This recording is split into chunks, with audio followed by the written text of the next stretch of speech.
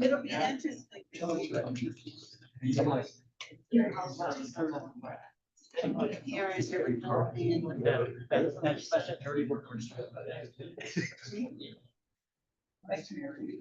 Good evening, everyone, and thank you so much for joining us here tonight for the candidate forum. I'm Amy Ford, I'm the branch manager here at Lexington Park Library. Some things before we get started, just to make sure that everybody stays safe. Should there be any issues arising, such that we need to leave the building, to my left, you'll leave through the left door. To my right, you'll leave through the right door. If you're in the back, you'll leave through the back doors and head across the street. Okay. If should you need restrooms, they are out the doors to our back and down the hall to the left, along with the water fountain, water bottle filler, etc. So that said, welcome to Lexington Park Library. St. Mary's County Library is pleased to partner with the League of Women Voters and the NAACP 7025 to put on the candidate forums. This evening is the Republican primary candidates. And so I'm going to turn it over to Katie Warner from the League of Women Voters. Thanks, Katie. Good evening. Welcome to the last of our 2026 primary election candidate forums. Before we get started, I ask that everyone either turn off or silent your cell phones and any other noise-making devices. And I also ask that everyone stand for the Pledge of Allegiance.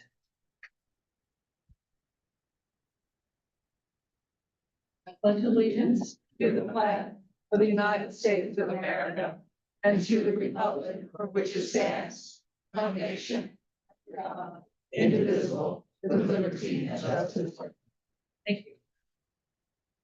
I'm Katie Warner, the president of the League of Women Voters of St. Mary's County and the co-moderator for the evening. Alonzo Gaskin with the NAACP will be my co-moderator. We are pleased to partner with the St. Mary's chapter of the NAACP and the Lexington Park Library to bring you this forum. You can find more information about the League and NAACP at our information tables, and we ask that you consider joining each of our organizations. Before we begin, I want to tell you about vote411.org, the League's online voter guide. We hope you'll take advantage of the information available there. You can go to the website, put in your address, and find answers to questions each candidate was given. This year, vote411.org is more important than ever.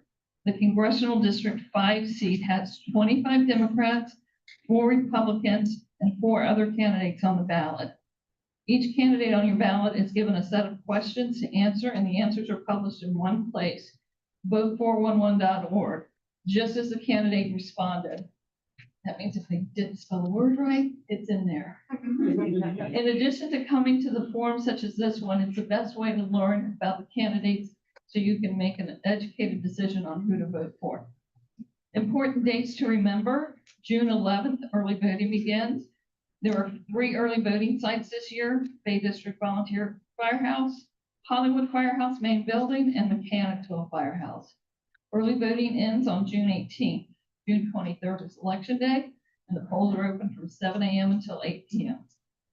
October 22nd through the 29th is early voting for the general election, and the general election is on November 3rd. Mail-in voting. Due to an error in the printing process, some voters received the incorrect ballot for the primary election. This error affects only voters who were mailed a ballot before May 14th. All effective voters were mailed a replacement ballot beginning May 22nd. Mailing was completed on May 27th and should have arrived by May 26th through the 31st. If you have any questions about this process or what you need to do, please contact the Maryland State Board of Elections, 1-800-222-8683, or the St. Mary's County Board of Elections, 301-475-4200, extension 71614. And you can also go to the Board of Elections website. They have a specific page just for the mail-in voting issue. Vote by mail drop boxes are now located through the county, and those ballots are collected at least once a day through election day. Now on to the forum. If you wish to ask a question, please raise your hand. A runner will bring you an index card, and if you need one, a pencil. Write your question briefly, legibly, please. Being certain that it's relevant to the candidate seeking the office that is at the table.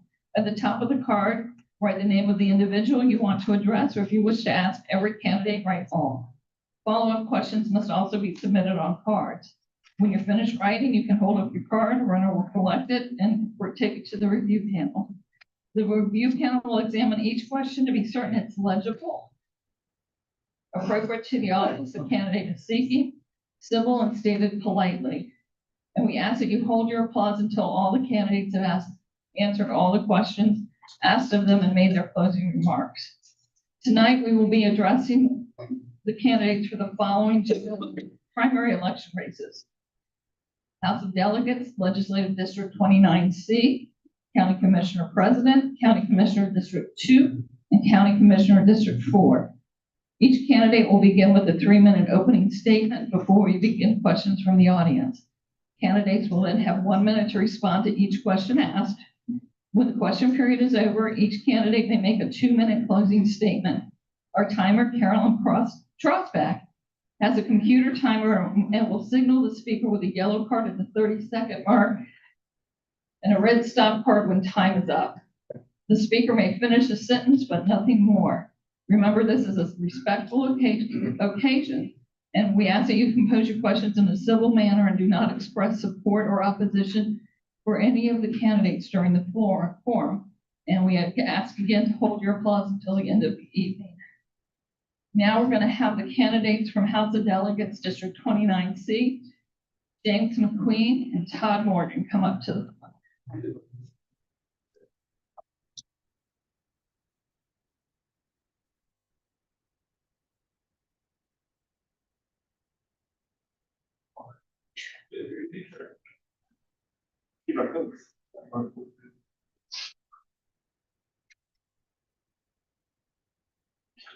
Okay, each of the candidates can give their opening remark, and we'll start with Mr. McQueen.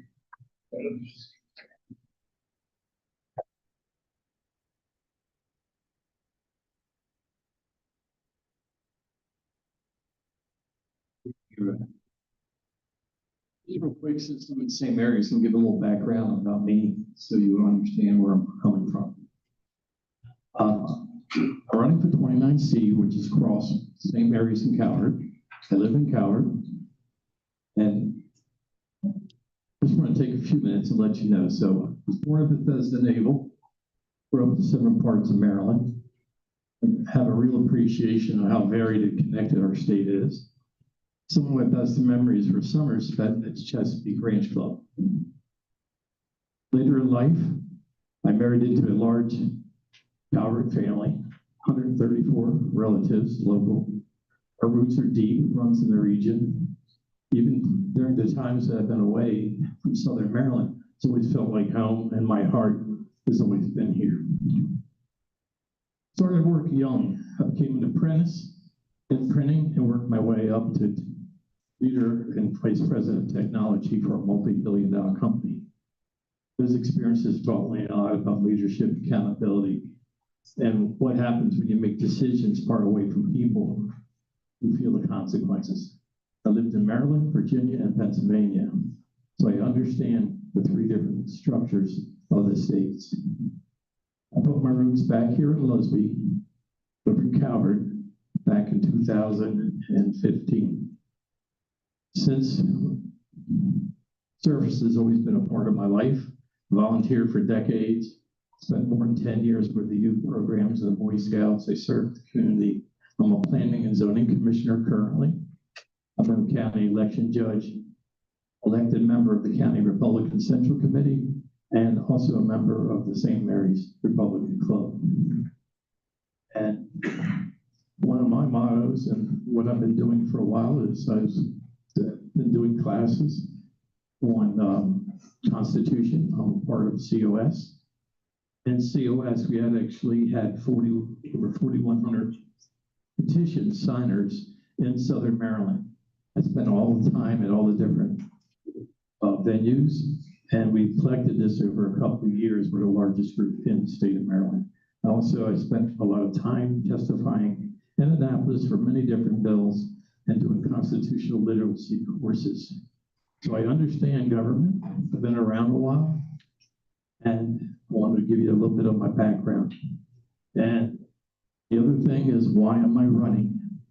I'm retired, I'm comfortable, but I wasn't happy with the situation in 29C. So I'm running because the current person running 29C only votes 50% of the properly. The other 50% goes the other direction. Thank you. Mr. Morgan? Thank you. Good evening. I am Delegate Todd Morgan, and I'm running for re-election for my seat in District 29C. I'm a lifelong Republican. I'm a fiscal conservative. I was the first person named the St. Mary's County Republican Man of the Year. I work hard to live by principled Republican values, including smaller government, lower taxes, and individual responsibility. I actively support small businesses, law enforcement, our farmers, and our watermen. I'm proud to be endorsed by the Maryland Farm Bureau, by the NRA, and I'm also honored to be supported by the Maryland Association of Realtors, PAC, and other organizations. I want to thank the League of Women Voters for having us here this evening. For the last 16 years, I've probably represented you as a county commissioner and delegate. I work hard to achieve goals, to focus on our local issues, and pass meaningful legislation that affects all of us. My background here, I moved here in 1979 from Buffalo, New York. In 1985, I joined two great friends, Rex Sagan and John McAllister, to build a small business named Megan McAllister.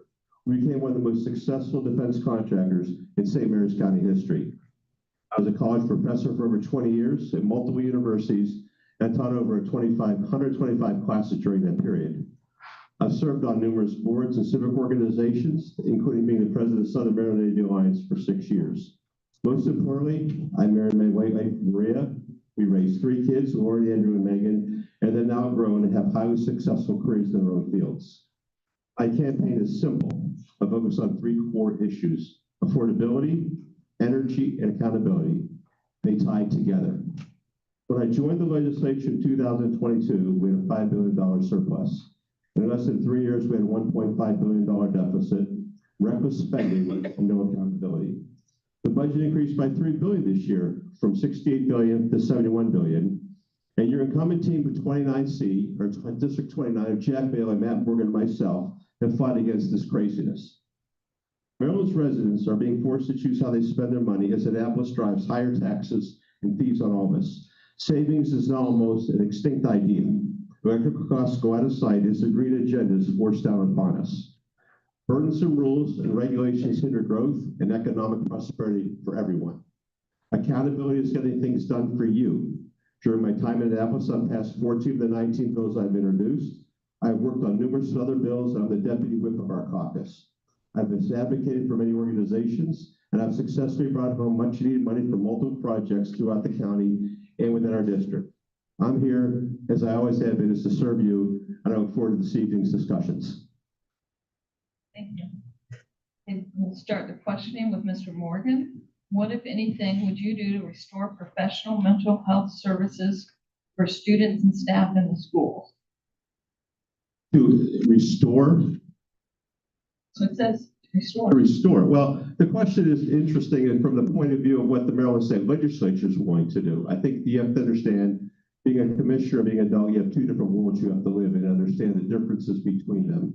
What the state is trying to do is promote a number of mental health causes across the board that are focused on mental disparity and trying to take care of things probably more in the urban areas. And I think it's an important distinction to understand urban versus rural and how the delegates have to work within the state of Maryland.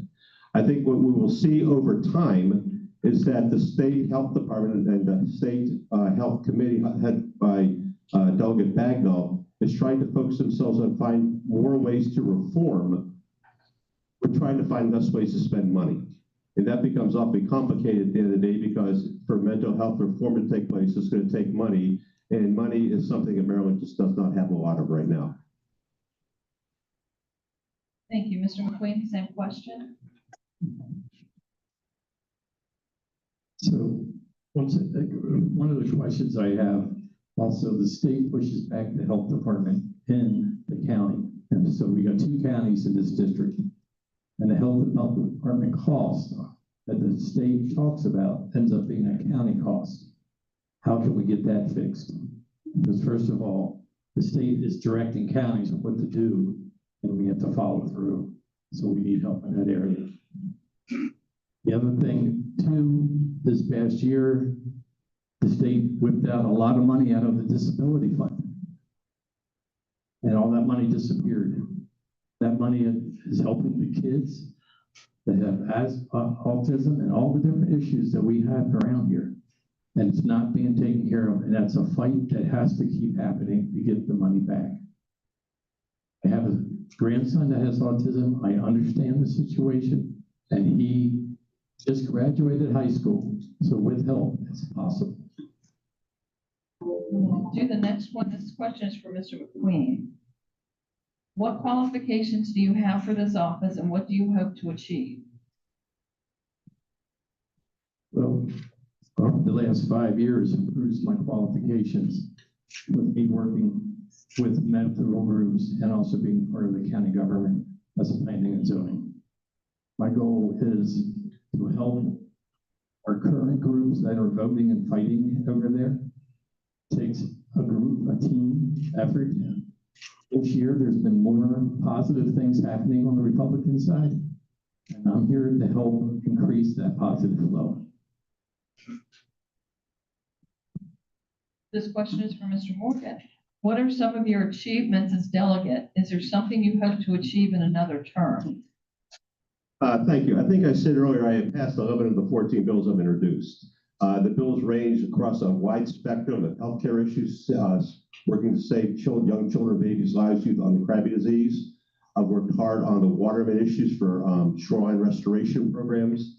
I've worked hard on economic development for some St. Mary's and Calvert County.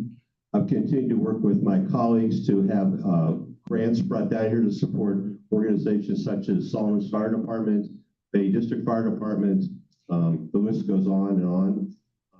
Next time, what we're going to continue to do is the caucus. We're going to fight against the rules and regulations. We're going to work to lower taxes. I introduced a bill this past year to get rid of the gasoline tax. Obviously, didn't do too good on that, but we're going to keep trying to reduce the taxes and make your life better and more affordable within the county, or both counties. Well, thanks. Thank you. We'll start this question. It's for both candidates. We'll start with Mr. Morgan.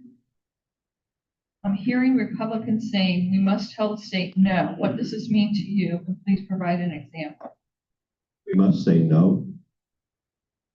I'm hearing Republicans saying we must tell the state no. What does this mean to you? And please provide an example. I think one of the things that they have to say no is going to be on the fees and regulations, the increase in costs and taxes. I mean, like I said, we had a $3 billion increase this year in our budget. And next year, quite frankly, guys, we're starting off with a $2.5 billion deficit because of the blueprint. If there's something we're going to have to do right away to get the balance of the budget next year, it's going to have to say this blueprint's just not working. We're going to have to put back and get rid of it or tremendously modify it along the way. We're going to have to work on the green agenda. The green agenda is wiping everybody out. If you think that the reason electrical bills are high is because of some magical reason, it's not, because we don't generate enough power. The goal is to create more wind and more solar. And right now, because of the acts of the Democrat majority, we're 4,600 megawatts of power down. And just for math, that's equal to 2 Calvert Cliffs generation capacity. Thank you. Mr. McQueen? Sure. I'm hearing Republicans saying we must tell the state no. What does this mean to you? Please provide an example. Okay, let's start off with Calvert Cliffs. Right now, they're proposing a 2,500,000 data center space, 7 buildings. It's going to be taking 5 megawatts. And they're going to connect it into our power grid, and we're already having problems. Over right now in Calvert, we are fighting strong against this. We need everybody's help because you never know who's next. Charles County's got one coming.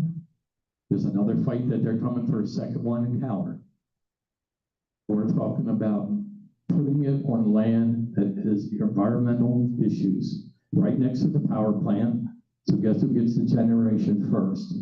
And guess what happens when they need it and we get a brownout? Now, we're not part of that because we go through SPECO. But think about how it drives all the other costs, and it will end up coming back to us. Thank you. This is for both candidates. We'll start with Mr. McQueen. Have you or will you take money from any political action committees for special interests? Well, that's very simple. Just go online and check out my numbers. It's all family. It's just us and friends. I do not take money from anybody else. I'm running what I call a ground. I don't have a lot of money, and that's okay. It's all about what's wrong, what you're doing, and where you're showing up to get things fixed. And that's what I'm doing. And question, Mr. Morgan? Hey, I'll be honest with you. Yes, I have taken PAC money. I've been involved in politics for 16 years. There are different organizations that have PACs. It's not just PACs, but it's also other government associations, other organizations across the board. And, one of the necessary evils, as my partner next to me says, he has no money. He's telling the truth. He had $1,800 to start. He had no fundraisers. He did no campaigning. I've tried to run a nice campaign. I've had fundraisers. I've worked hard with my legislative colleagues, not only here, but around the state, because one of my goals is I want more Republican legislators in the state of Annapolis. And the way we're going to get there is to help promote their causes at the end of the day. This is for all candidates. We'll start with Mr. Morgan. Is there a housing affordability crisis? If yes, what have or will you do to address it? If not, why? Yeah, there is a housing affordability crisis in the state of Maryland. It's across the board. It isn't just St. Mary's County. I think in Baltimore, 90,000 units short. Where do you start?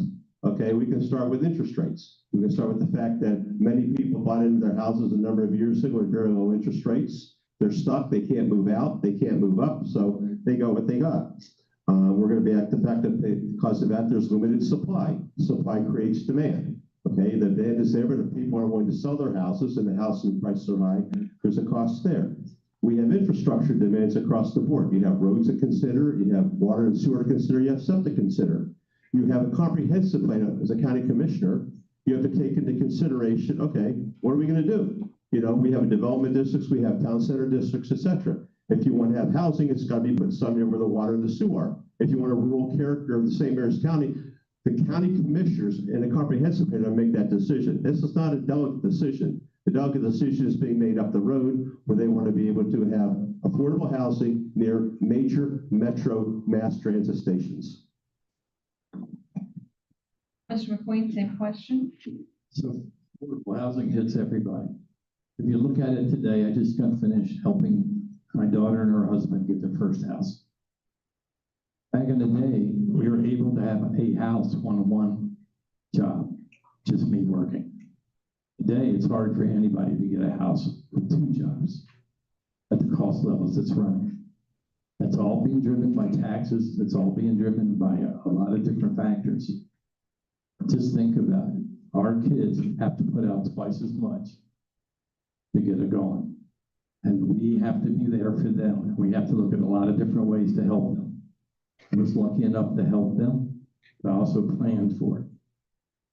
I'm retired.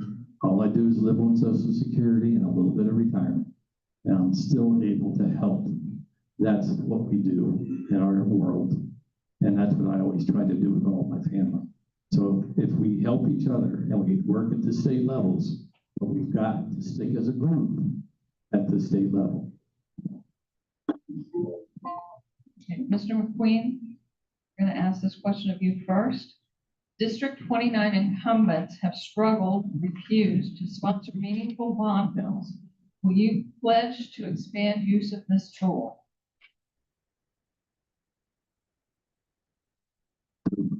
I mean, look at that, to be honest with you. I haven't been or looked at or written down a bond bill. I will do that and I can report back to you. I have no problem with that. I'm surprised that it's an available situation that we're not taking care of. We've got to look at every different way of giving money and helping the state give us some money.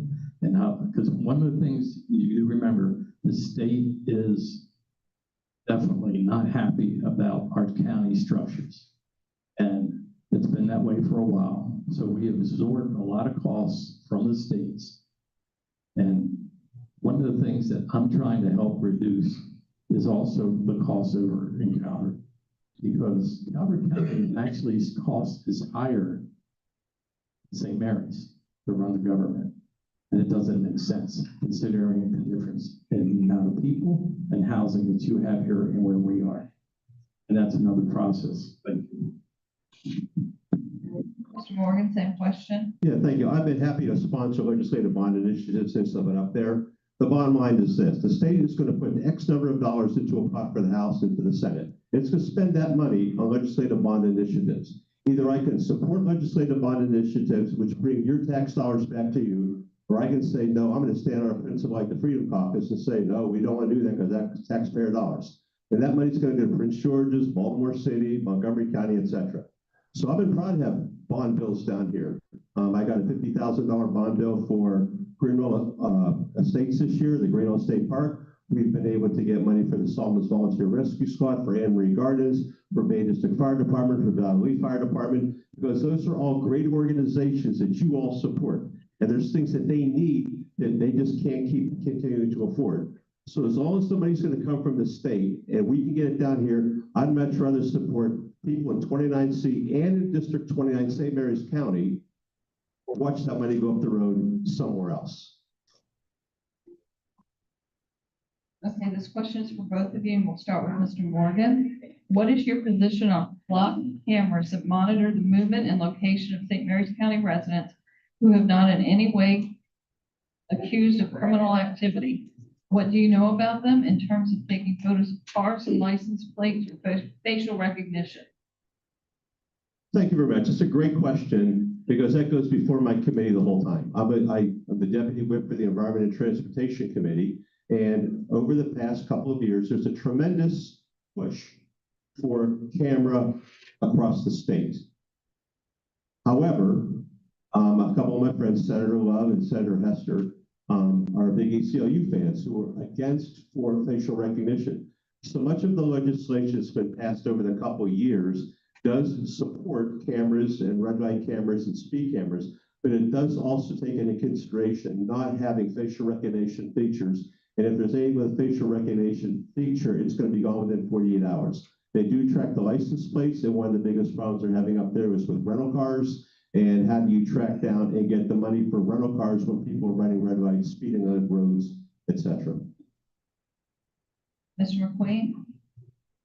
So these cameras started with trying to control issues around things crossing certain boundaries.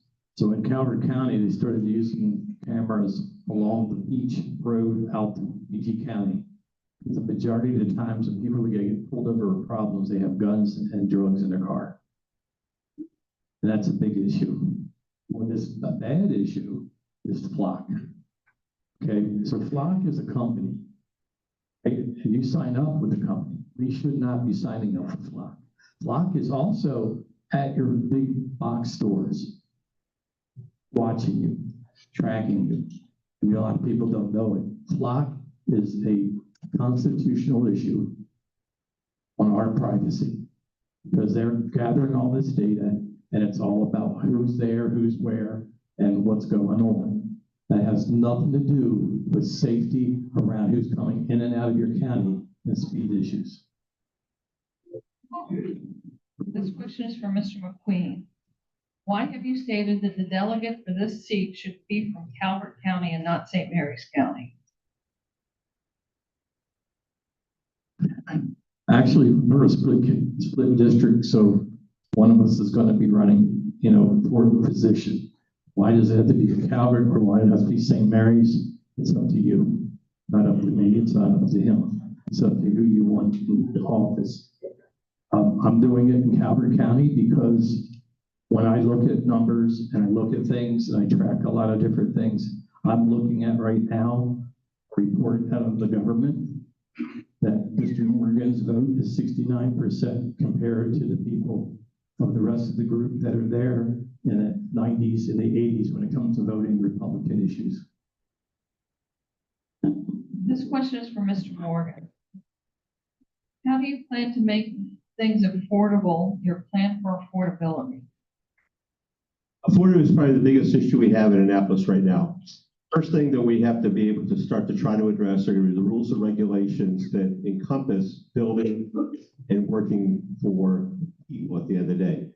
We can't afford to keep raising taxes to pay for social programs. If you look at some of the social programs, the money that goes up in Annapolis, it's incredibly wasteful. There was a report the other day about the nonprofits. If you see the amount of money, I think it was over $4 billion a year gets put in nonprofits and they can't account for the money. And the audits are coming back saying the same thing.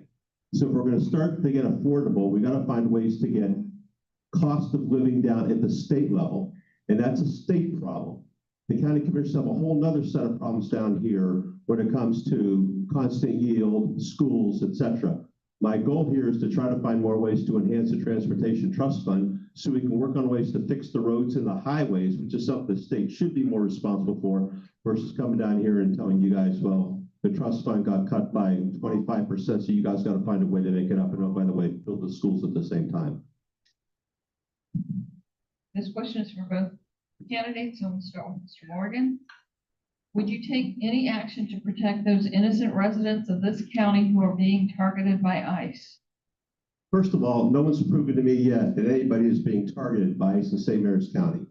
The state passed a bill this year called the Community Trust Act. Basically, it was a bill that was passed by the legislature. It was passed at 11:55 of sine die. It was shoved down everybody's throat to be able to get done. And it had the 287G provisions within it that hinder law enforcement from being able to do their job. I've talked to Sheriff Cox, I've talked to Sheriff Hall, and they are 2 of 17 sheriffs who've gone back to sue the state over the inability to use the Community Trust Act as what it's designed to do. I have yet to hear, I said, of the sheriff here using ICE to come and round up individuals and make a big bunch of noise. And the sheriffs have both assured me they're not using ICE to come down here. And quite frankly, I haven't seen an ICE agent in St. Mary's County or Calvert County in a number of years. So if it's coming, it's all conjecture. Mr. McQueen, the same question. Mr. Morgan is correct. Both of them are part of the 12 that are going against the government. Once again, we don't see it either. We haven't seen any of them meeting ICE down here. We haven't had any reports of that. If it did, it would be popped up real quick on the paper and we'd know about it. We'd all know about it. One of the things that's happened that helps us is we have 3 different districts now. We have 3 different district controls. And the district in the lower part was added. We now have a building in Lusby. So we actually have police close by. And that's been another structure that we've been trying to have happen. So, getting away from the question, but I'm basically saying it's not happening. And I actually I would support it only if it was something really that would hurt any of our residents having somebody like that around. And this question is for both candidates, and we'll start with Mr. McQueen. What is your stance on allowing non-affiliated citizens to vote in the primary?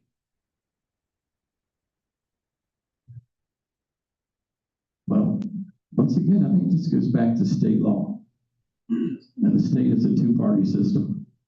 It's been that way for a long time. So if you want to vote, you got to change and pick one in the primary. A lot of people made changes up to June 2nd. I was an independent back in the 70s. I made a choice. I stuck to my choice. That's its decision that you got to make. Unless Maryland changes the law, it's a 2-party system.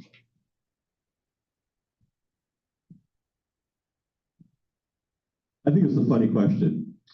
First of all, I think if you want to be affiliated to vote, you should adopt a party. And everybody in St. Mary's County knows what happened last time. We had a state attorney race and how many people changed their party from Democrat to Republican so they could vote for the current state's attorney. So when I look at this question, I say, interesting from that point of view. But like I said, you have a choice to be a Republican or Democrat. The law has changed a little bit along the way to allow unaffiliates and people to switch parties by June 2nd, which has already passed us by. You know, there's nothing wrong with being associated with a party to be able to vote in a primary. You can go and register as a Republican or Democrat, then switch back unaffiliated tomorrow. It really doesn't matter. This question is for Mr. Morgan. Delegate Morgan, since you are an incumbent, you have already worked in Annapolis. Please identify any state funding that you as sponsor arrange to have allocated for residents of institutions in Calvert or St. Mary's County. Say it again, please. Delegate Morgan, since you are an incumbent, you have already worked in Annapolis. Please identify any state funding that you as sponsor arrange to have allocated for residents in institutions in Calvert or St. Mary's County. Oh, I answered that question previously. $50,000 this year for Greenwell State Park, $100,000 for the Solomons Volunteer Rescue Squad for New Boat, $100,000 for Valley Lee Fire Department for solar panels. There's been $100-some thousand allocated to Bay District for some stuff. We have some money going to Calvert Marine Museum. I forget how much. Anne Marie Gardens got some money. We worked on an LBI that, and with some other state funding where Anne Marie Gardens and Calvert Marine Museum picked up like $1.2 million yesterday. So yeah, I've been working hard to, you know, bring the money home, because if money don't come home, it's going back up the road. This question is for both candidates, and we'll start with Mr. McQueen. Do you support switches that can be used to make guns automatic? So, are you talking about legal switches that somebody produces individually? No. The legal switches that are made in that way the gun's set up, it's the way the gun's set up. But doing it at home with homemade stuff and all that stuff, that's a problem. Because not only does it hurt you, it hurts everybody else. And one of the things you gotta think about, as a gun owner, that could go back and fire on you. You gotta be careful with what you're doing if you're modifying guns. No. Mr. Morgan, same question. Just repeat it. Do you support switches that can be used to make guns automatic? It's a good question. I don't really have a good answer for you. I don't have an answer, to be honest with you. I have to think about that one. This one is for you, Mr. Morgan, representative in Annapolis with such democratic control. Please explain how you navigate that situation to represent the interests of your constituents. Who are your allies, or what are your tactics? You know, one thing is relationships matter. And when you get to Annapolis, let's do the math. There are 102 Democrats, there's 39 Republicans. It takes 72 votes to pass a bill. So if you want to depend on the Republican Party to get you there, you're not going to get there. So as you work along the way, you develop these relationships and you make friendships on both sides of the aisle. Will I sit there and say the Republican Party works well together? No, they don't. There's 32 on one side and 7 on the other. So therefore, when the vote comes up, you might not get your Republican votes. So it becomes important to go over and talk to your friends on the Democrat side and understand their feelings, their empathy, to see what makes sense for them that you can work with them on. Because quite frankly, the Democrats want Republican votes too. They don't want to sit there and have everything as a Democrat vote with no bipartisanship. So bipartisanship, you know, while you watch the 102 to 39, I would not be successful in 14 of 19 bills if I didn't develop relationships and work on the other side of the aisle in a constructive and a positive manner. Thank you. This question is for both candidates, and we'll start with Mr. McQueen. Do you support the building of data centers in Southern Maryland? And if not, what will you do to stop them from being built? No. What we're doing to stop it, you can't stop it unless you do a lawsuit. I just want to let everybody understand, over in Calvert, they're trying every different way. There's hundreds of posts every day. They've been doing FOIAs, they've been doing everything they can to find out how this got stuck through and the public didn't pay attention. Well, some of that's the public's fault. But now, we're trying to put, like I said, 2.5 million square foot of data centers in Calvert, in just one location. And it's right next to the new plant. So we are fighting strong. There is a large group that's got together, and they're working on the process to bring up how to stop it. And we'll have more information on that soon. Reason why, there's plenty of other places to stick it. It does not affect your phone or your service. Mr. Morgan? Thank you. This is a really interesting question because there's county rules and there's state rules. And I'm going to use the word apprehensive. I'm apprehensive because there's not enough information available right now to make informed decisions. That was made very clear yesterday in the Calvert County Environmental Report that says we don't have enough information. I do know two things. The state, 2 years ago, the state understands this is a problem. And we had a bill called the Data Center Information Impact Analysis Report.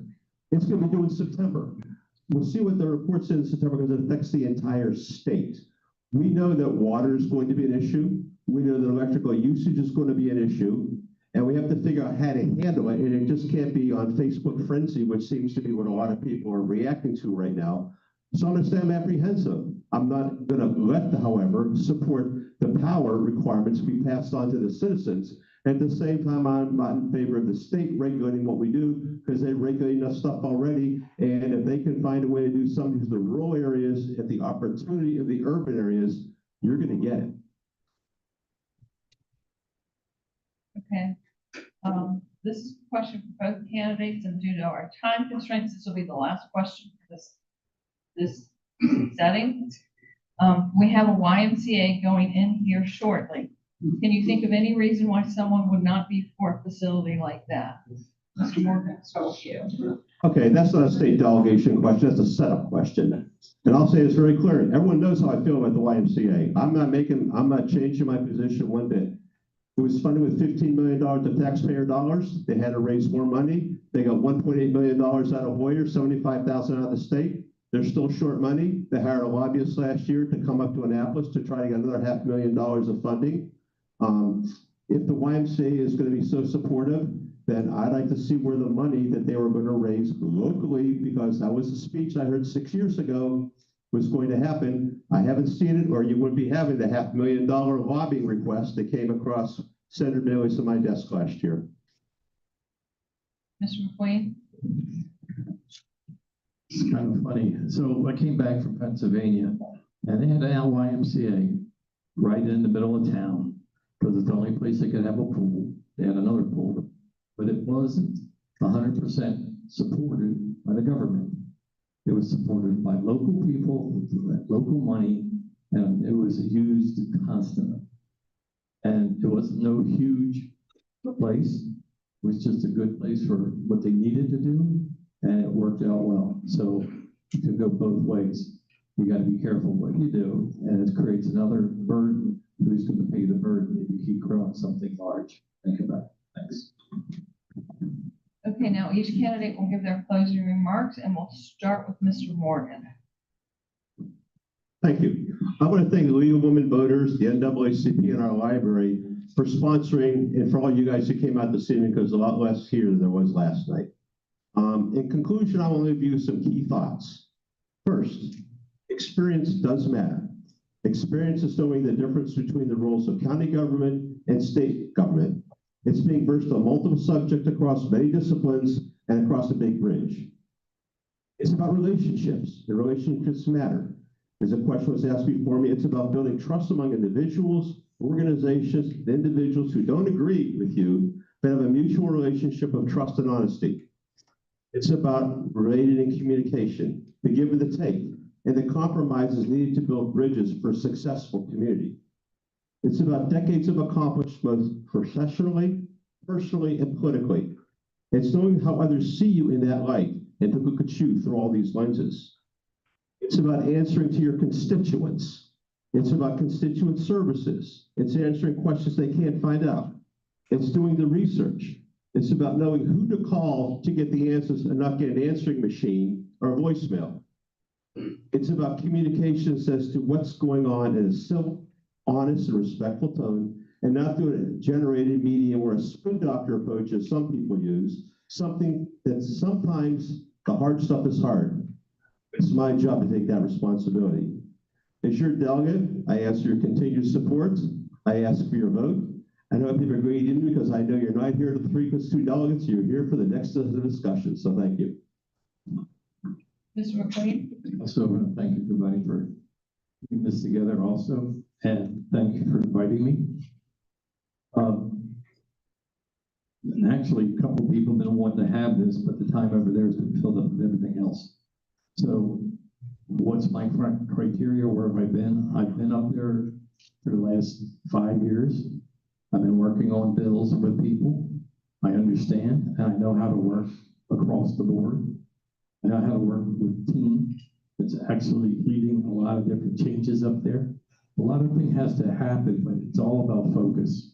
And how do you get it out? How do you tell the people about it? How do you get the people behind you? Because the more we have of your strength helping us while we're there, that it makes a big difference. Because if they think they can just push us around, they're going to continually doing what they're doing. It's been this way for a long time, and it hasn't changed. But it's an opportunity, work on it. I helped this past year to get a bill passed for civic excellence. It's something that I've been trying to teach through schools, and it got lost, and the bill passed. And that was a combination of working with both sides. Republican was doing it in the Senate, the Democrat was doing it in the House. And we worked the process to help get the bill through, to help kids, because if they take this course and they pass, it helps them get into colleges. They get a certificate. Thank you. Thank you, Bob.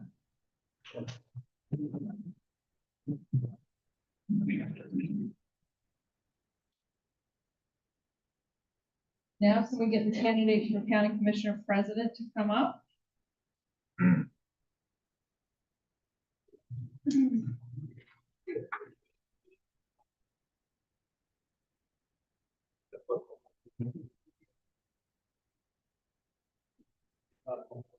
That be Mr. President today.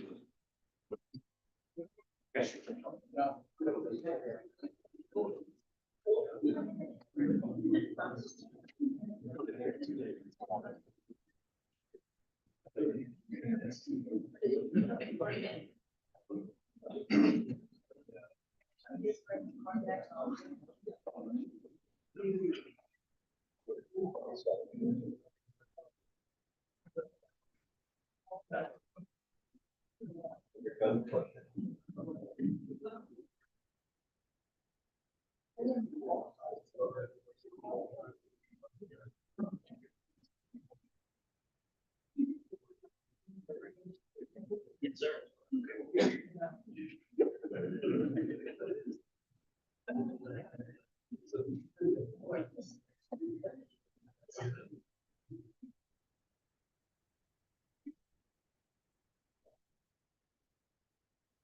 Good evening, ladies and gentlemen. My name is Alonzo Gaskin, and this is the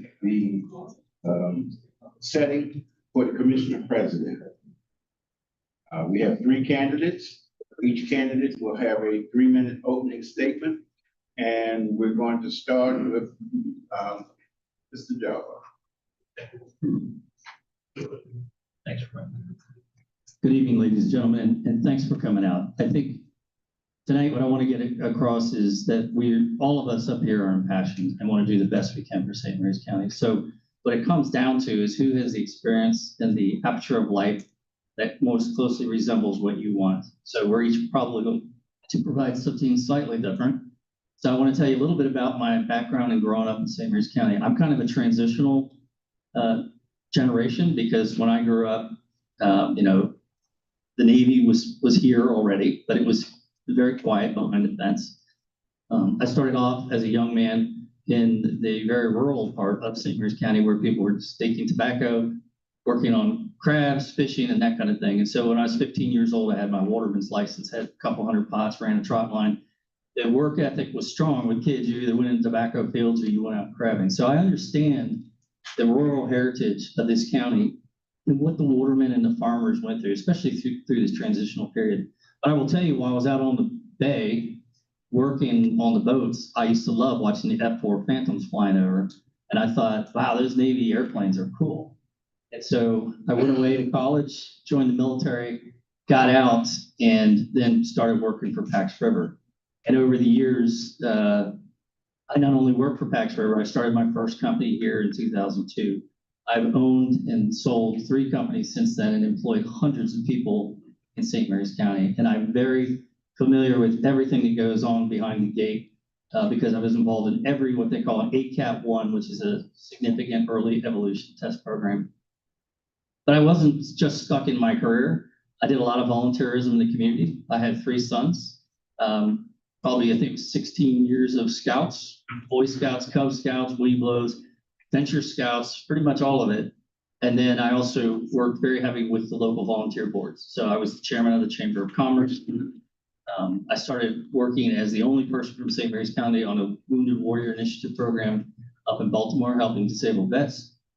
And I worked with a program, started a program that called the Veterans Institute of Procurement, which actually teaches recently departed or separated vets on how to start their own business. And my expertise is international. So educationally, I have a bachelor's and master's degree in business, which is very important when you're handed a $360 million budget. You better know how to handle the money correctly. I'm very used to leading people and working with lots of employees.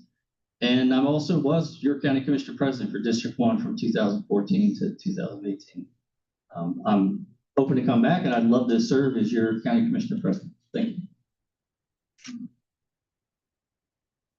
All right, my name is Roy Alvey, lifelong resident, lifelong Republican. Some of my background, I am St. Mary's County. I was raised on a tobacco farm in Sandgate. That was my teen years.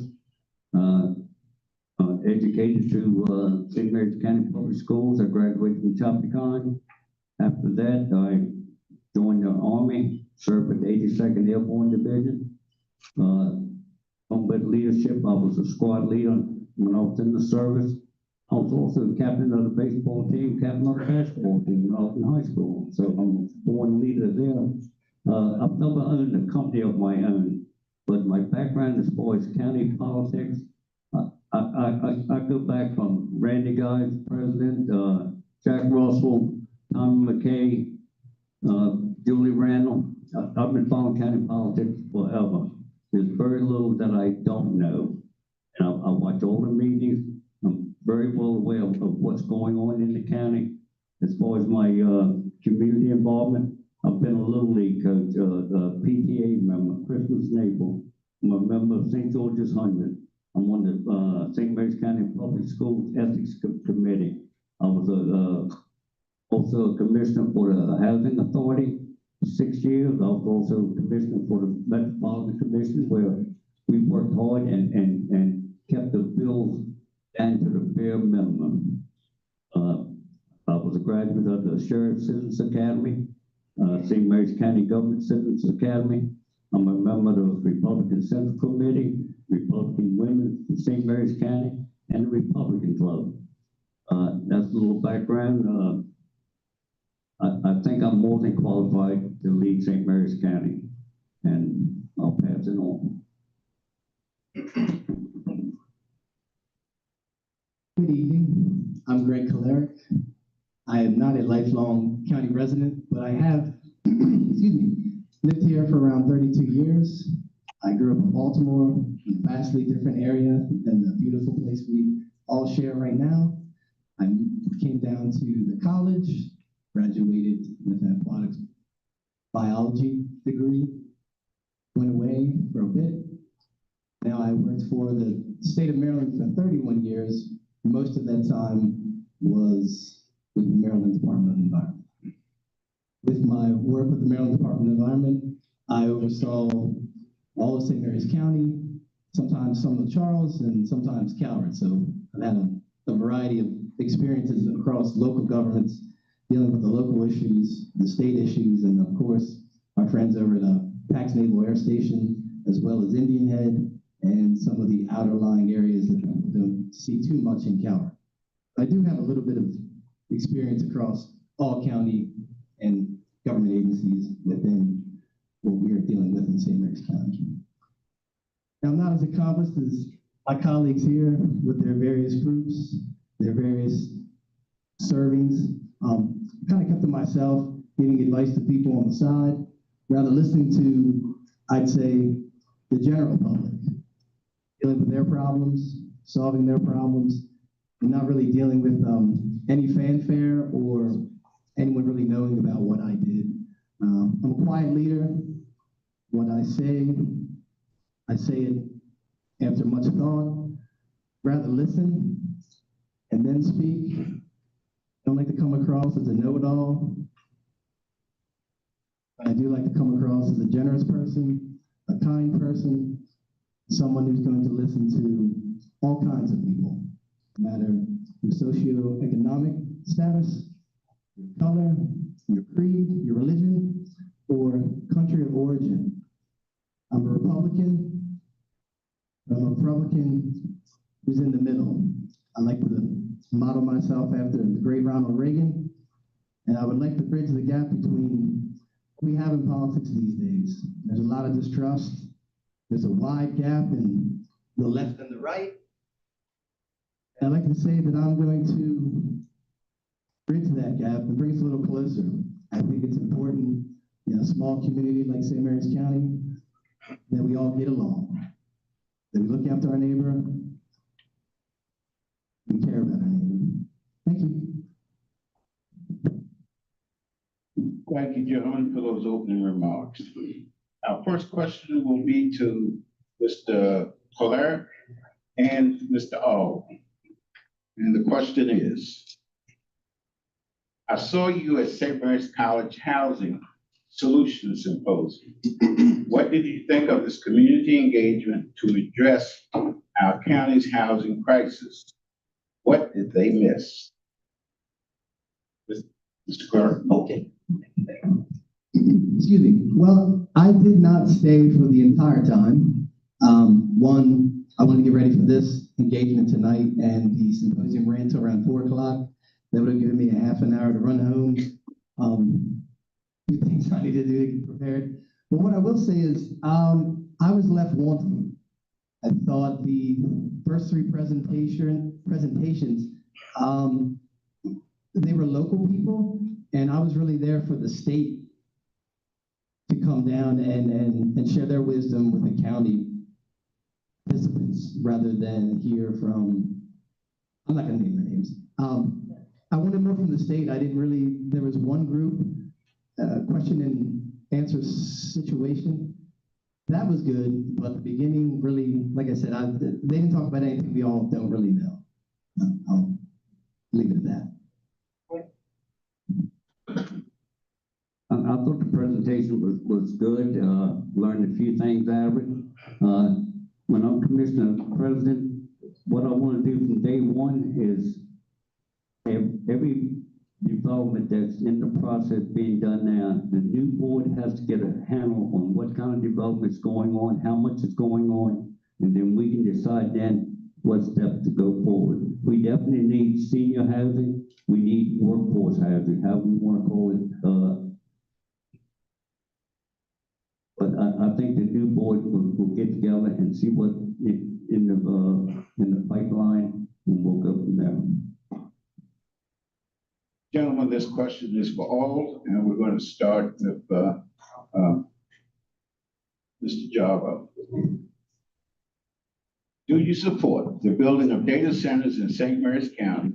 And if not, what would you do to stop them? No, and it's What? pretty easy. Sorry. I thought you had the card. Start from the beginning. Do you support the building of data centers in St. Mary's County? And if not, what will you do to stop them from being built in this county and neighboring counties, since the effects of data centers don't stop at county lines?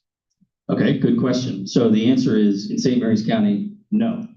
And it's an easy answer because we don't have the power capability to run a data center anyway. We don't have a site to do such a thing. Calvert is going to struggle with this because they do absolutely have a nuclear power plant next door and they can do something. But though it doesn't stop at county lines, the governance stops at county lines. So I don't think St. Mary's County commissioners are going to have a big impact on what the Calvert County Board of Commissioners are going to have to deal with when it comes to zoning and potentially approving or not approving a data center.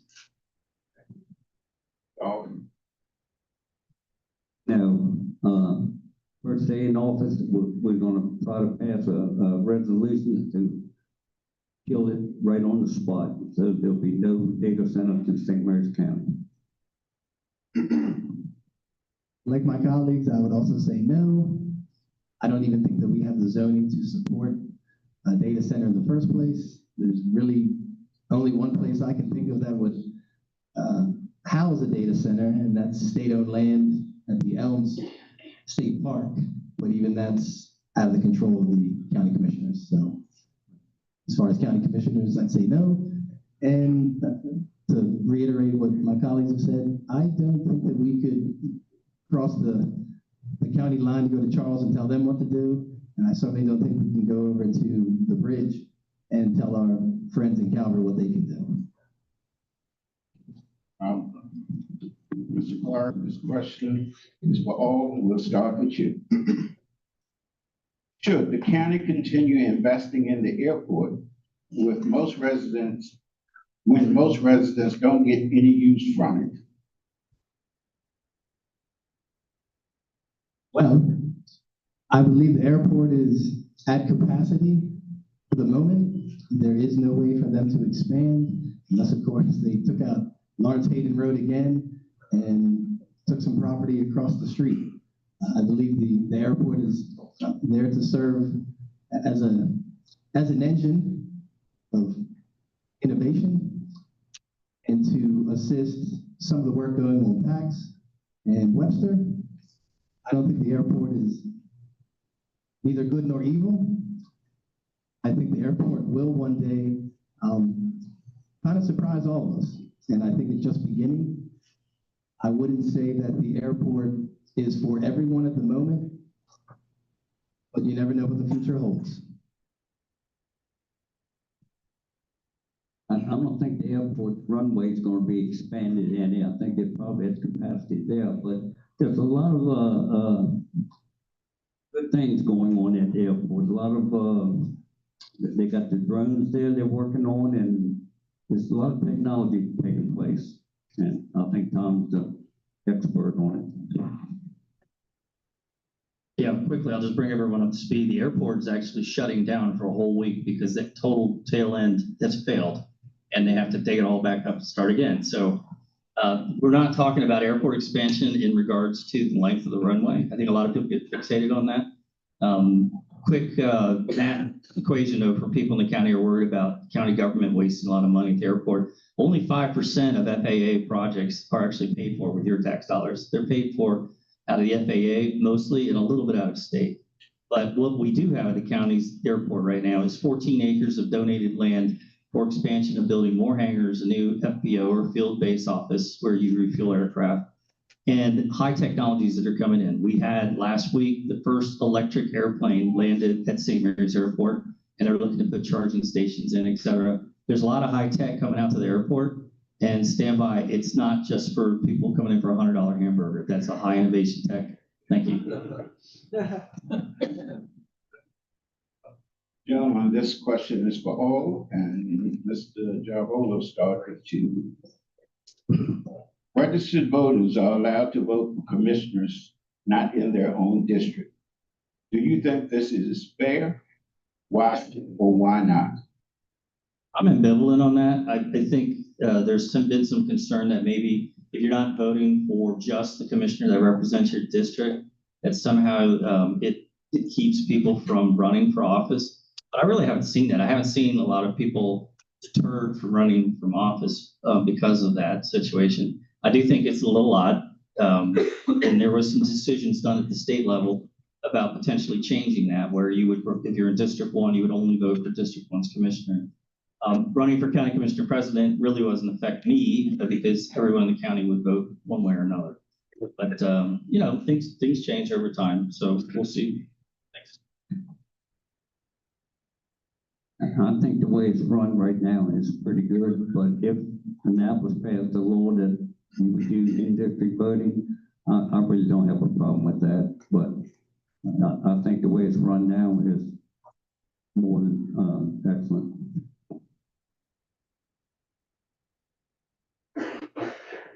I would have to say that I'm ambivalent as well. I don't know if our current system is broken. If it is broken, I don't know if anyone's come forward and shown any data to prove otherwise. Lately, I have seen an uptick in more people running for office. I'm a first-time runner. There's some first-time people running in the Democratic side. I think the more people that want to run, the better for our democracy in the first place. I think more able-bodied people should participate in this process. I think we'd all be a lot better. The more people will step forward, share their ideas, instead of throwing stones at a glass house. Welcome everyone to join the race. Thank you. All right, gentlemen, another all question. And we're going to start with Mr. Clark. What limits would you place on Section 8 eligibility for young adults who are able to work?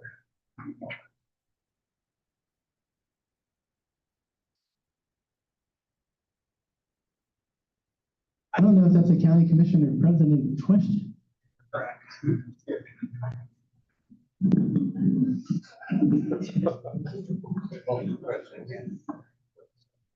Question is, what limits would you place on Section 8 housing eligibility for young adults who are able to work?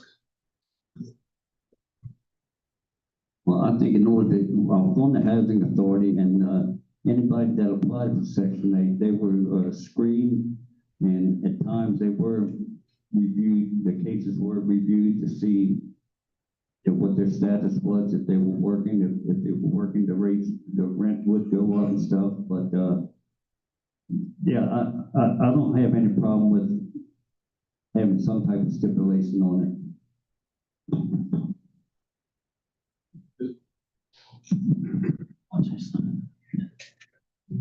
Okay, so first of all, Section 8 is a federal program. It has nothing to do with the county level. So what would the county commissioner presidents do? Absolutely nothing. It is a federal mandate that's passed down through the state to the county. So there's no change we can make without it going up to a federal level for review. Thanks. Next question is for all, and Mr. Jarbo, we're going to start with you. Question is, what can you do to improve St. Mary's County's per pupil funding with the Board of Education? Great question. I had this when I went for my interview with Eastman. Same question. What this question is referring to is the fact that there's a lot less capital that comes in per pupil in St. Mary's County than in other counties. And the reason for that is simple math. We are one of the wealthiest counties in the state of Maryland. Therefore, we don't get a lot of state and federal grant dollars, which is what contributes to the more dollars per pupil grant money that comes in. So I had a follow-up question from some of EASMAC, and they said, well, there's a $20 million gap. What are the county commissioners going to do about it? And I said, nothing, because in order for us to come up with $20 million, we have to take $20 million out of other people's budgets at the county. We have to run a balanced budget. So I would say to people bringing questions, stuff like this, stop playing with algorithms, stop looking at the reality. We have a really good education system there. Thank you. I think we got to stop worrying about dollars and worry about what we're getting for our money. We need to bump up our test scores and stuff, and if we need a few dollars more, I'm sure we can find a few, but I can't see throwing a lot of money at.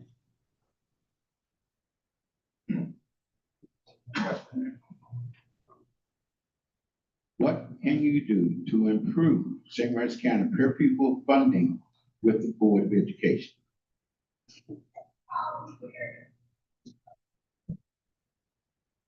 As my colleagues has already said, not much. What we can do is work with the money that we have to improve our test scores. I believe the data that's available from the state at the moment, our schools are currently ranked 18 out of 24 counties. We are not meeting any standards in math in any way possible. Better than with reading, we really need to investigate what our money is getting for our children, how educators are relating to our children to get them across the line to have better results in these tests, and in fact have better results in graduation. So we have more balanced, and popular outcome for our children and our children's future. Gentlemen, this question is for all again, and we'll start with Mr. Clark again. Among the residents of St. Mary's County are people who have migrated here from Latin America. Many of them are critical workers or employees here for local businesses, including construction, healthcare, care, cleaning, and other services. We have seen elsewhere that ICE and CBP have targeted people who are not charged with criminal offenses. If they start here, we will lose critical workers. What would you do to protect our local businesses, workforce, and tax base?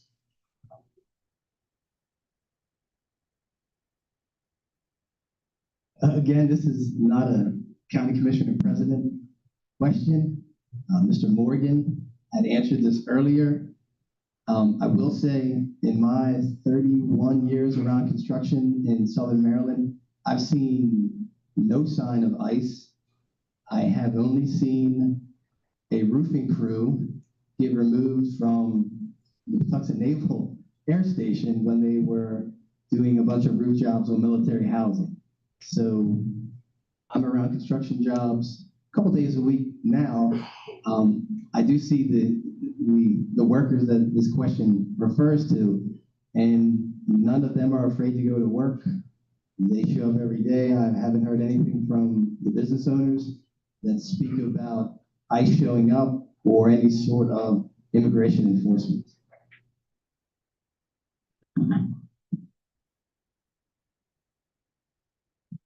I don't think that's a county commissioner president's duty to enforce that.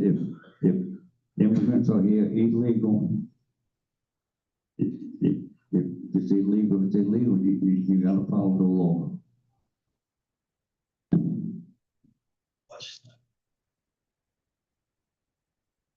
So yeah, this is national media that's being propagated repeatedly over Facebook and other social media functions.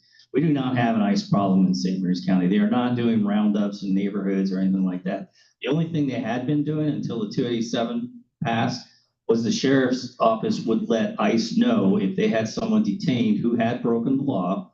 It was in their facility so they could come in and interview them. That's what they call jail side chats. They were doing that. They're not doing it now because the rules changed. But I'll go back 10 or 15 years ago. My company, we used to teach foreign nationals how to fly drug enforcement here at St. Mary's Airport. And we had one go on the lam. A Honduran decided he wasn't going home and ran away. So I called Sheriff Cameron up and I said, hey, what do we do? Who do I report this to? And he said, did he break any rules? I said, no. He goes, well, we're not going to do anything about it. That was back with Sheriff Cameron. So we haven't had what you're seeing on public TV or social media. Thanks.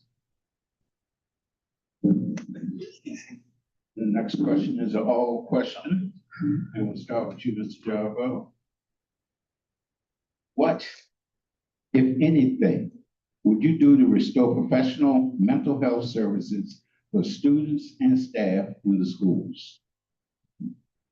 So that's a question of working with the superintendent of schools and also with the state of Maryland for funding for specific projects that would come down. It's not really a county-based question because a lot of the funding from that comes from the state health department. And there are some times when the superintendent of schools and the school board will come out with special requests.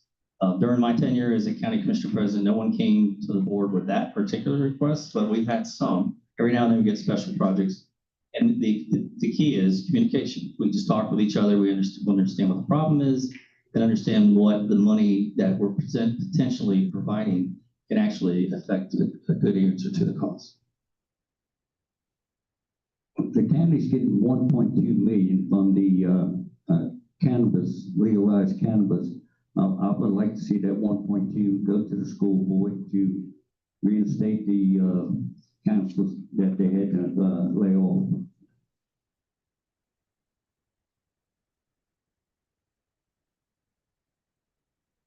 I think the best way to deal with mental health would be a lot of discussions with our own health department.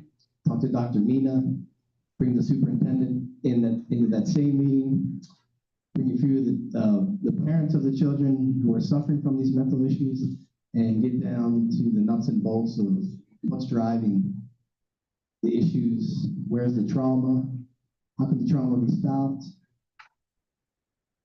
and moving forward, and how to heal these children rather than abandon them, which seems to be what the residents are telling me when I'm out in the open. But again, it's all about communication, and I don't know how many people talk to the county commissioners about mental health issues these days.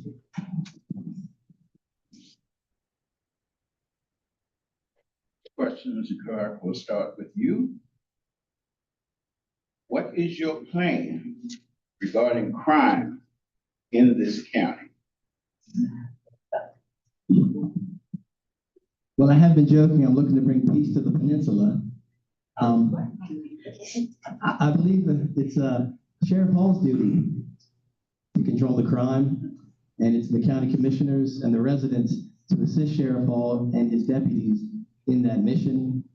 I know nothing about crime fighting.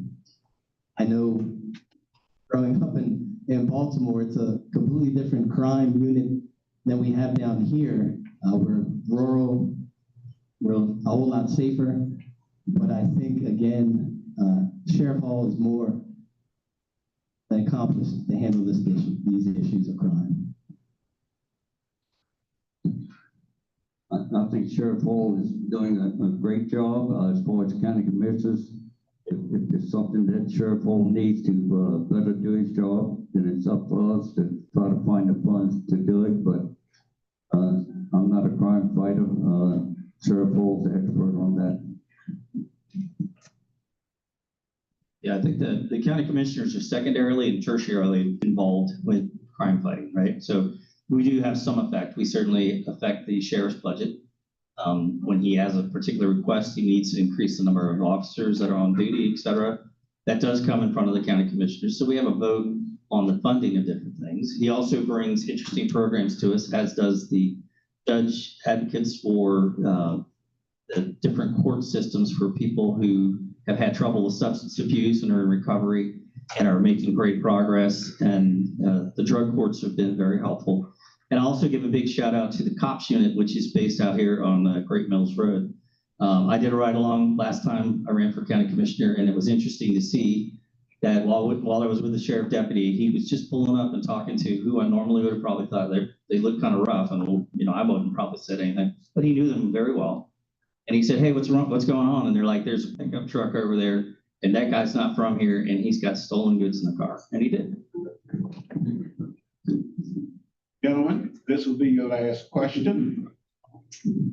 And we'll start with you, Mr. Jalpo. What is your vision for St. Mary's County? Easy one for me. My vision is to retain the rural character of St. Mary's County, while at the same time embracing technology and high development. We have the world's finest test pilot school. We have the world's best flight engineers, electrical and test engineers right in our neighborhood, and most of them retire in St. Mary's County. That's why I say you go over to 2 Whiskey 6 is what we call St. Mary's County Airport. There's a lot of high tech going on at that airport quietly. We have you've seen the news, the big problem with Iran using its Shaheeds to surround ships and break them down. There's a huge order for building anti-Shaheed things. In 2 weeks, we're going to have a drone dominance show over at the Higher Education Center. And we actually have some drones, not only from the United States, but from Ukraine, from Poland, from Romania coming in, and they're going to show off their drones. And guess what they're looking for? They're looking for manufacturers here in St. Mary's County to little rip, build, manufacture their drones. Opportunity. Well, I think we all want to maintain that rural character while having responsible development. Couple of things I'd like to do, I'd like to review the land use and growth management policies to maybe make it a little bit more friendlier for the citizens. I know I wanted to add a bedroom to my house. It took me a year to get a permit. And I live in a farming area. It's not like I live beside anybody. But maybe make things a little bit more friendly. I don't want to see the cannabis facilities in a residential neighborhood. I think that's wrong. Another thing I want to do, when President, anything that takes place in St. Mary's County that needs a permit, I don't want the land use and growth management signing off on it until the Board of County Commissioners look at it, and we'll look at everything together. But if we don't get some of these predatory businesses that come down here and suck up our groundwater and go out and leave us with an empty building or something. Okay. Well, I want to revisit the crime question again. I forgot. I want to fully support our state's attorney, J.B. Sterling. I think I had a little meeting with her office a few weeks ago, and I saw the great work that they do. And I'd like to, if possible, commit a little bit more money to their side so we can get some more retention. We can get harsher sentences. I know in our rural area, we would like to be as safe as possible. So they want to revisit that. While I'm County Commissioner President, I'd really like to bring back, we had a rural character, more rural when I moved here in '89 for my college stint. I remember how friendly everything was. I remember people waving hi. And I remember being blown away of the community. And I don't really see that community anymore at all. There's no church dinners. We're gonna wave hi out on the roads, in public. And it's not just in Lexington Park. I mean, you can go to the 7th District. You can go to Scotland, Charlotte Hall. I just want to bring back what made me fall in love with St. Mary's County, which was our character, our people. And, that's what I'm looking to get done. Thank you, gentlemen. At this time, we'll start with your 2-minute summations, and we'll start with Mr. Jallo.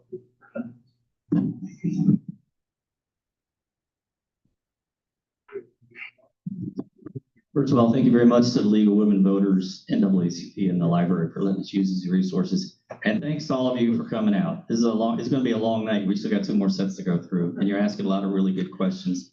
One question I usually got asked when I was a county commissioner, and nobody asked it tonight, so I want to bring it up, is, what about the people in Lexington Park in particular, or in some of the more areas where they can't get a security clearance, they can't work on the base, they can't work on ACAT 1 program. So how do you help those people out?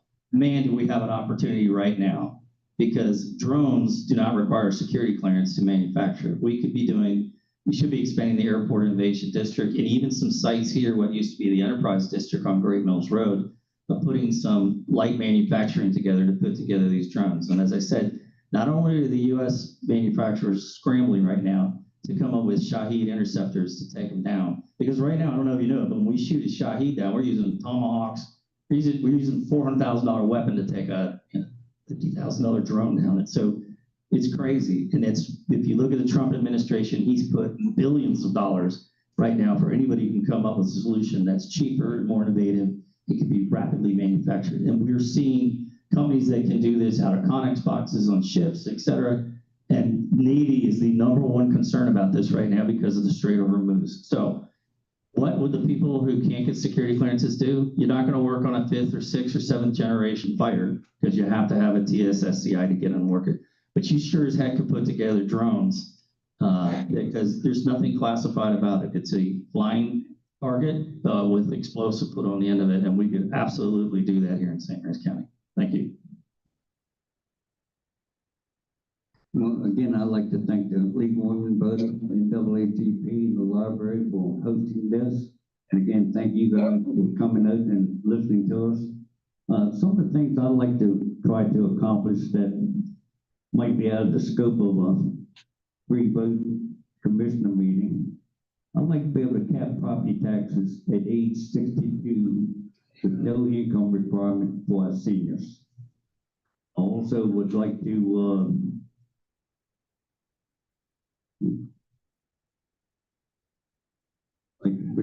fees that Rexham Park charges for Little League and soccer and stuff like that.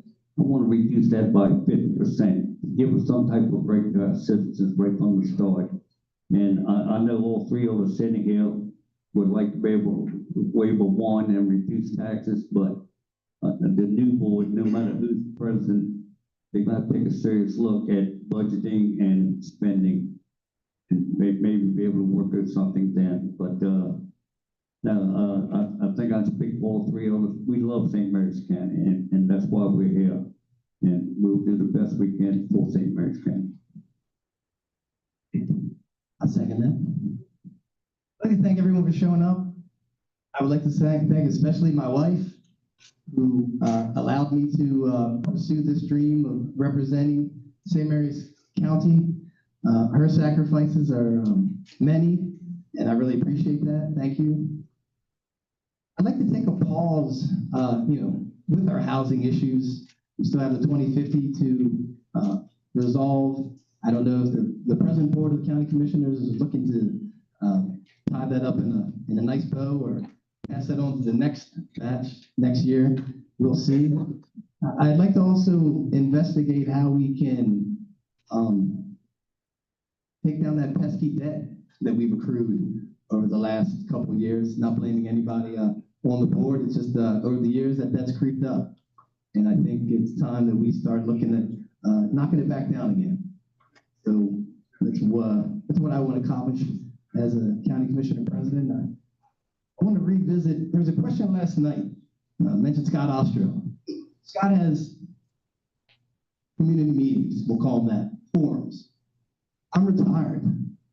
I'd like to have a community meeting or a forum, maybe once a week, maybe twice a month, hell, maybe 4 times a week. I've got nothing else to do but listen to all of you. You can come and pitch your bitch once a week to me, and we'll see if we can't make this county a little bit better. I thank you for your time.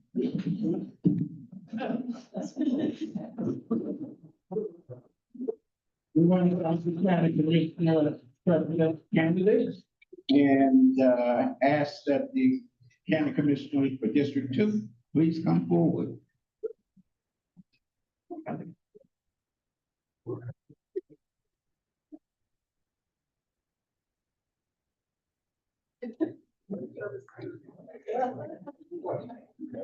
Good job, guys.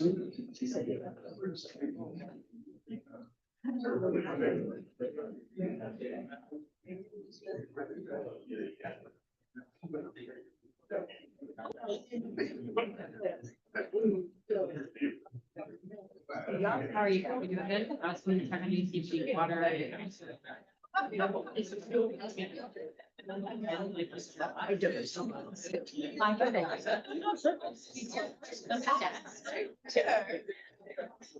You got my dinner. Yes, I do.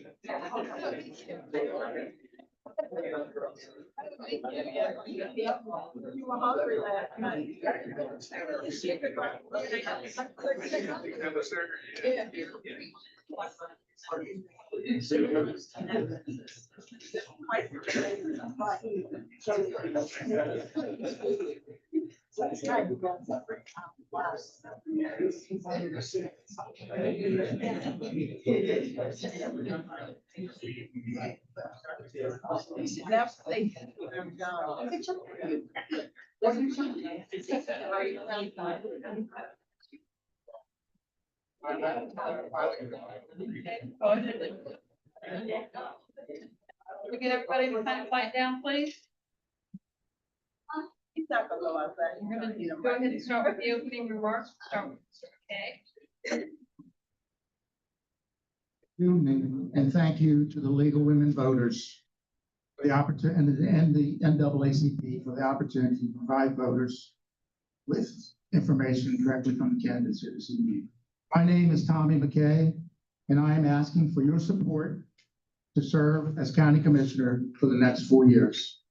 20 years ago, I left office as president of the county commissioners after serving on one of the most respected boards in this county's history. Since then, I have continued to serve our community through the Southern Maryland Workforce Development Board, the Adult Drug and Alcohol Recovery Board Advisory Board, the Elected Officials Salary Compensation Board, and currently I serve on the Leonardtown Main Street Advisory Board. I am running because I believe we need a different approach to government. The way to make government more affordable is not to ask taxpayers to pay more. It is to expect government to perform better. Too often, budgeting becomes an exercise in dividing money rather than solving problems. Revenue comes in, departments make requests, and elected officials decide who gets funding. But government is more than saying yes or no. Government is creating a plan. Fiscal responsibility is not simply deciding what to spend this year. It is building a roadmap for where we want our county to be 3, 5, 10 years from now, and making sure every dollar moves towards that goal. My entire career, I've managed businesses that serve this community. It has required discipline, planning, controlling costs, and finding better ways to serve our customers every single day. Raising prices has never been an option. We have had to become more efficient, provide better services, and deliver greater value. Those lessons shape how I solve problems, how I make decisions, and how I believe our government should operate. The taxpayers of St. Mary's County deserve the same commitment to efficiency, accountability, and value that every family and every business expects for itself. I believe local government should focus on doing the essential things exceptionally well, spending taxpayer dollars wisely, and constantly looking for ways to improve performance while reducing unnecessary costs. I have a vision for a smaller, more effective, affordable government that excels in things local government should be doing and minimizes that which it should not. Government should live by the same rules and that families and businesses live by every day. Do more with less. Mr. Phelan. I also want to thank everybody for being here. Thanks to League of Women Voters and the NAACP for hosting this tonight. Just a little bit about my background. Grew up in California, the state of California. Came to Maryland, graduated from the U.S. Naval Academy in 1979. Was a Navy pilot for 26 years. Combat veteran, commanding officer of both a fleet squadron and a test squadron here at Pax River. Program manager for NavAir. And finished my career as the test wing commander for all the test squadrons here at PAX. I then moved on to be a defense contractor for 20 years, managing a contract budget of over $35 million per year. My community involvement includes graduate leadership of Southern Maryland, both the Citizens and Sheriff's Academy, past board member for the PAX Partnership, where I served on the Education Committee, VFW Life member. I'm also a volunteer for the Patuxent Tidewater Land Trust organization. St. Mary's County deserves representation that understands our unique mix of historic communities, rural land, growing neighborhoods, as well as our partnership with PAX. I'm seeking election to provide my knowledge, experience, and values to the governing of our county. I can positively influence decision-making that best serves the public interest. My top 3 priorities: public safety, first responders, the sheriff's office, state's attorney's office, and corrections. Adequately fund the Board of Education and school system in the pursuit of academic excellence for our students. And preserve the character of our county through responsible residential and commercial growth to enhance the quality of life. On a personal level, I've been married for almost 46 years. 3 children went through the St. Mary's County school system, all graduates from Leonardtown High School, and with 8 grandchildren now. Thank you very much for your time. Thank you. We'll start with the first question with Mr. Phelan, and this is for both candidates. Will you commit to supporting federal immigration policies and working with ICE? I think we've all had this question before. It is those are federal agents enforcing federal laws. I don't think the county commissioners will have anything necessarily to do with that. The sheriff's office has already, based on the law that was just passed, has been opposing that. But again, it's not a county commissioner issue. Mr. McKay? It is a county commissioner issue. One of the priorities, one of the responsibilities of the Board of County Commissioners, one of our main priorities is public safety. We are responsible for public safety, period. And we decide, whether it be through the sheriff's office or through other agencies, how to make sure that the citizens of St. Mary's County are safe. That is our job.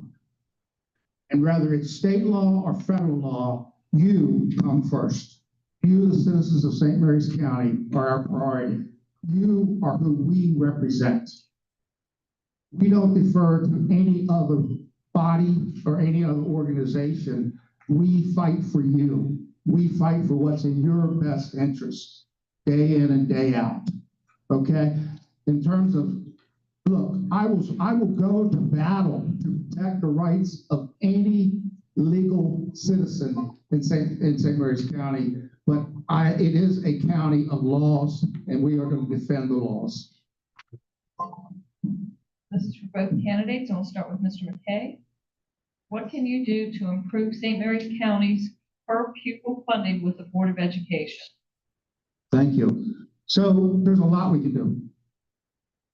2002, when I took office, and I hate to go back, but this is important. This is very, very important that I do this, because we were the worst per pupil funded county in the state of Maryland. We were 24th out of 24 jurisdictions. I made a commitment that within 4 years, we would be at least up to number 15. When I left office, we were at 13. Okay, what we did was we put together the Bridge to Excellence agreement with the Board of Education. It was the funding agreement that got us to number 13, but it also got us to 2007, where we were the highest performing school district in the state of Maryland, because of the accountability measures that we put into the Bridge to Excellence agreement. It wasn't about the funding, it was about the results. Fail. I think it's been shown that the per pupil funding has pretty much no bearing on academic performance. We have to keep those students' academic performance at the forefront of how the Board of Education is funded and how they operate in the school system, because those students come first, and their performance in the long run is key to that, and it's not necessarily tied to that per pupil funding.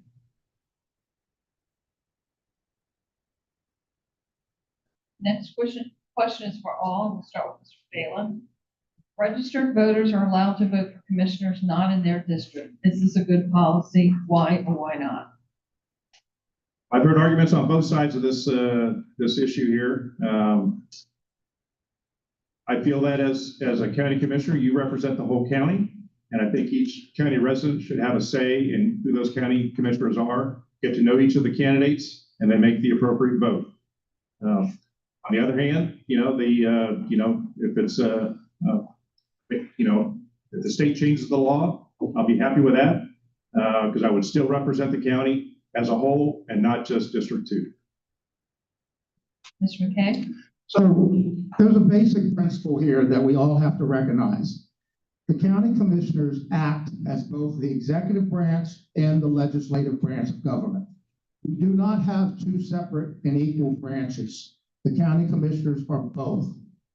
Therefore, in its current makeup, two commissioners from, let's say, the president, and let's say a commissioner from the 4th district could be trying to protect the citizens of the 4th district, but 3rd, 2nd, and 1st district could override anything they want to do. It could completely exclude fair funding for every district in this county. I'm opposed to it. If we have a charter form of government, which I'm also opposed to, but if we had that, and we had a county executive who could veto unfair legislation, and we had districts, council members from each district, I'd be totally in favor of that. But I'm not in favor of it as a county commissioner where we are both branches of government. This question is for both candidates, and we'll start with Mr. McKay. How will you address the need for mental health resources in schools and the community at large? Yeah, this is everyone's going to give a similar answer on this because this is a topic that the country, the nation is dealing with, not just St. Mary's County. And what we've seen is, especially young men, we're seeing a higher percentage of problems within young men than we've ever seen in the history of our country. And it's very concerning. And there isn't a simple solution. And it's not just all the Board of Education's problem. This is a problem that runs deep in our community. We need to identify solutions. I can't tell you tonight that I have those solutions identified, but I can tell you this. It will be a priority of me and my, as a commissioner. Our family donated the land for the developmental center in Hollywood. It's been a very, very, very big part of what our county, what our family believes in, to help those with disabilities. And I expect to continue to do that. Mr. Phelan? Yeah, what I would do is I have to, work with the Board of Education very closely to so set those requirements for their budget. They have a lot of different conflicting requirements, but that mental health should be near the top so that we could fund that adequately. May have to come from someplace else, but that is the decision that I would be working with and getting information with the Board of Education members and the school system to see where that would fall in their requirements list for budget funding. This question is for both candidates. We'll start with Mr. Phelan. How would you work to hold partner agencies like the state's attorneys' budgets in check?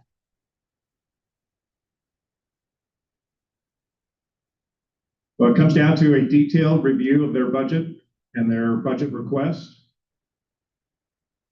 I'm a fan of what is called a zero-based budget, where you start at the beginning and build your budget up so that each item and each labor category and each person is justified for their budget based on the requirements of their system. Mr. McKay? So I'll repeat a main philosophy of mine, that the way to make government more affordable is not to ask taxpayers to pay more. It is to expect government to perform better.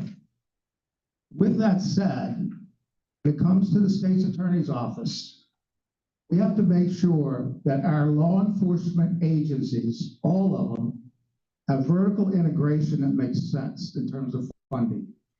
It doesn't do us any good to have deputies round up 100 criminals if the state's attorney's office doesn't have the manpower and resources to prosecute correctly and fairly those 100 criminals. We have to make sure we have a balance that works. However, we also have to make sure that we are getting the results that we expect, and that is that our communities are safer, the criminals are off the street, and most of them are being prosecuted the way they should be prosecuted. This question is for both candidates. We'll start with Mr. McKay.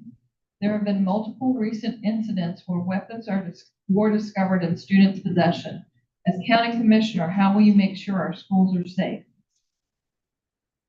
It's amazing to me with the money and resources we have in this community that we can't protect students in our schools. We have to have security gates that detect any type of weapon coming into our schools. It's just that simple.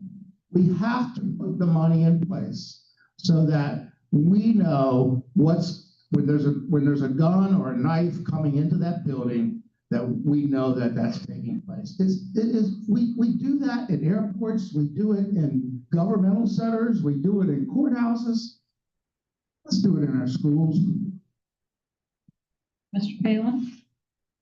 Yeah, school safety is one of the top priorities. Safety of our students is imperative. School resource officers are a key piece of that, understanding their students. I would agree with my opponent here is that having X-ray machines and or, the magnetometers walking through the access points of the schools is a way to go. The next question is for both candidates. We'll start with Mr. Phelan. What is your stance on moving toward more home rule standard of government?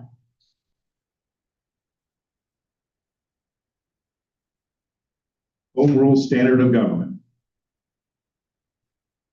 Not exactly sure what that is. And so I'm gonna have to do some more research and get back to that. Okay, So that is a decision that you, the citizens of St. Mary's County, make ultimately. We have had several attempts at code home rule, and we've had several attempts at charter government from different groups. And it has been rejected on several occasions in St. Mary's County. It is determined so far by the citizens of St. Mary's County that the county commissioner form of government is the most effective and efficient form of government. In my opinion, that's probably correct. However, I'm here to serve you, not me. And what you want is what I want.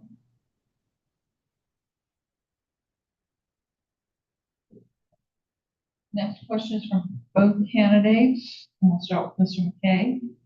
Do you support the building of data centers in St. Mary's County? And if not, what will you do to stop them from being built in this county and neighboring counties, since the effects of data centers don't stop at county lines?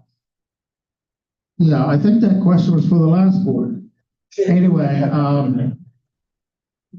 no, it's a good question. It really is. It's a great question. And in all sincerity, we are not in a position to handle data centers in St. Mary's County today. We are not, and we should not, and we will not.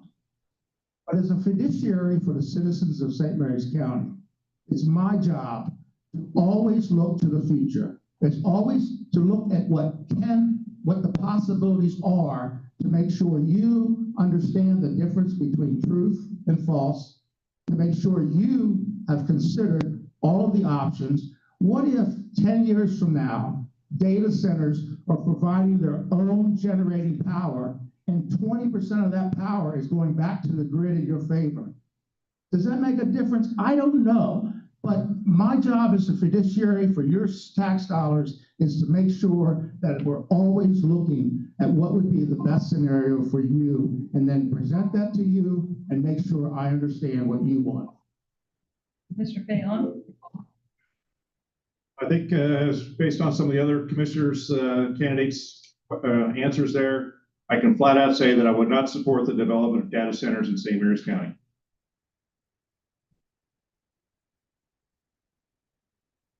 Next question is for both candidates. We'll start with Mr. Phelan. The current commission places an emphasis on property rights over community feedback and desires. How will you reconcile these different perspectives with future development? I'm a firm believer in property rights. That would be the key to that. We also have to look at what was going to be proposed for that. You don't need the fourth gas station on the 4th Street corner at an intersection. But property rights are key, and I'd have to respect those property rights as first and foremost. Would you repeat that question, please? Sure. The current commission places an emphasis on property rights over community feedback and desires. How will you reconcile these different perspectives with future development?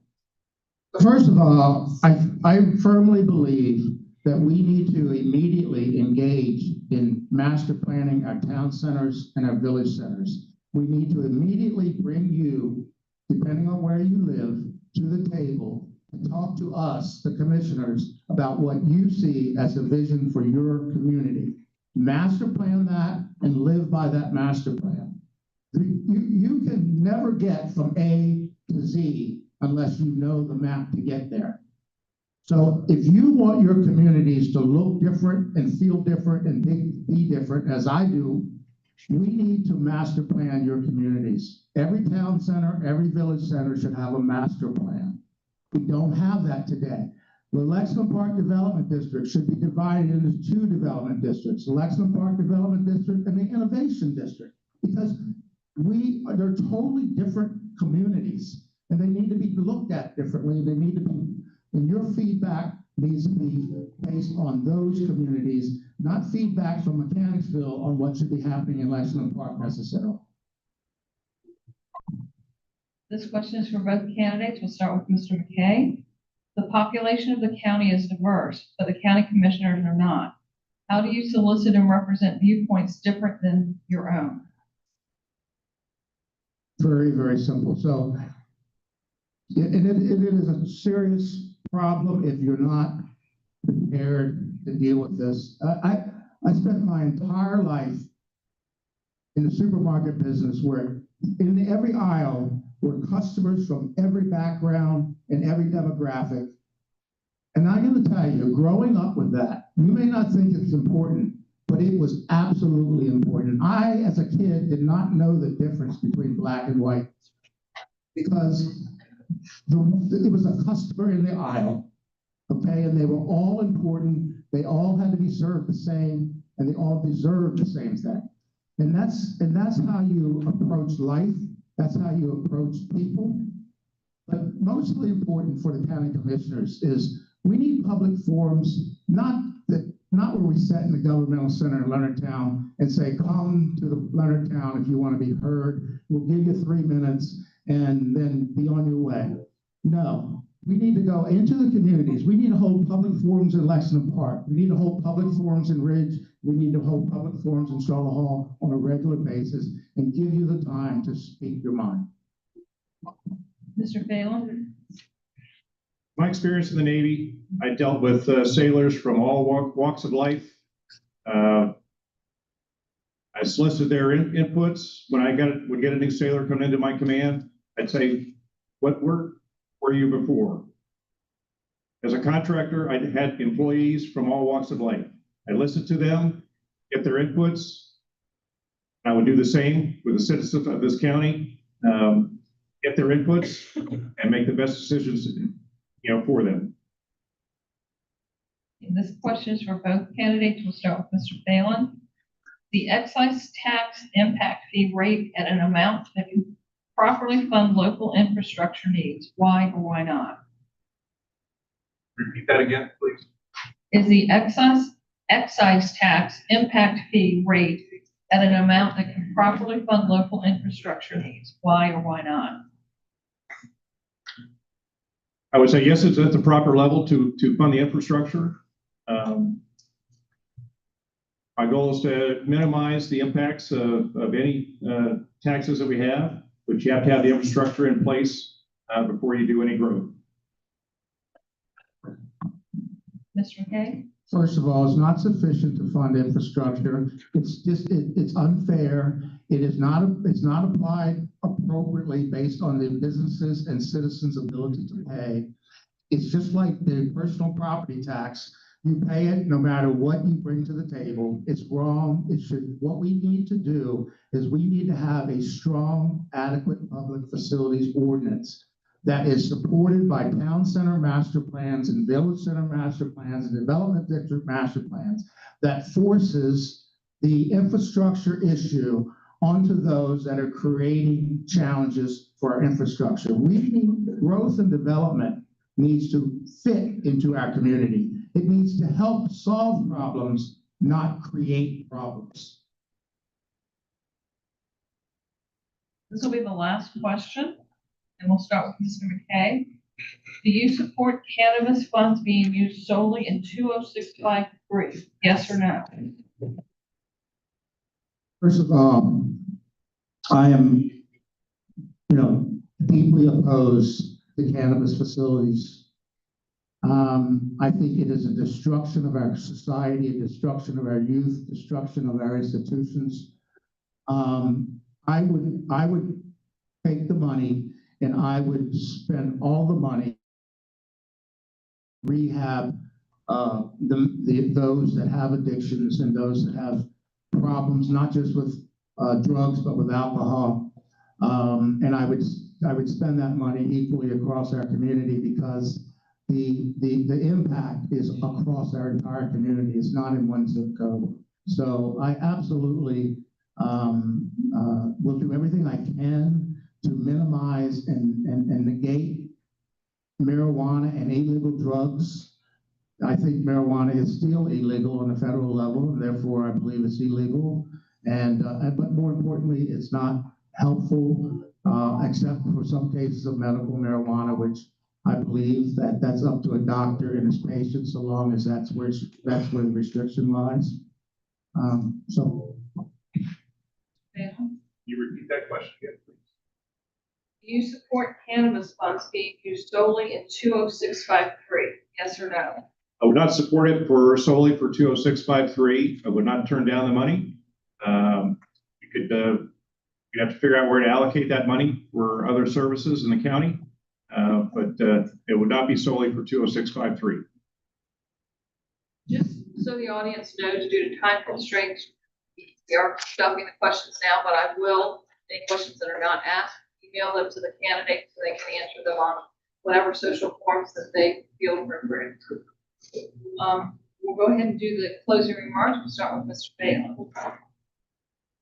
Again, thanks for everyone for being here, League of Women Voters and NAACP for the forum tonight. I spent my entire adult life serving this country and managing complex challenges. 26 years in the Navy with a mission focus, leadership, and accountability. 20 years as a defense contractor, budgeting and operations experience. I've lived by 3 values that were instilled in me by my parents, and reinforced as a student at the Naval Academy and been the cornerstone of my career. Honor, courage, and commitment. Honor means being honest and accountable to the people of this county. Courage means making the tough decisions based on what's right, not what's politically correct. Commitment means working every day to strengthen our schools, support public safety, protect taxpayers, and build a stronger future for St. Mary's County. I'm ready to bring that same discipline and accountability to our county government. We must take control of our spending, and I will focus on disciplined budget and smart growth that protects our rural character. I'll ask tough questions and make decisions based on what's best for this county. Vote for me if you want representation that has leadership experience, responsible spending, and a county government that works for you. Thank you very much. Thank you, Mr. McKinney. as Americans, we've always believed that tomorrow can be better than today. We believe there's a better way forward, and there is. The mother county of Maryland remains one of the greatest places to live, work, raise a family, and build a future. Our opportunities are enormous. The only question is whether we have the vision and courage to seize them. I entered this race not because of politics, but because of people. Everywhere I go, I meet people who feel their property tax bill is becoming a second mortgage. I meet people frustrated by a government that asks for more and delivers less. I meet people concerned about changes in our community that seem to happen without a plan and without their voice being heard. They're not asking for miracles. They're asking for leadership. They're asking for a government that listens, plans ahead, spends wisely, and remembers that every tax dollar belongs to the people who earned it. That government is the government I will work to build. I believe we can have a county that grows responsibly, protects what makes this community special, and delivers better services at a lower cost. Government should live the same as under the same rules families and businesses live under every day. Do more with less. That has been the guiding principles of my business career. It has been the guiding principles of my public service, and it will be the guiding principles of my service to you as a county commissioner. I humbly ask for your vote, and I thank you for the opportunity to serve, and I thank my opponent for being here tonight.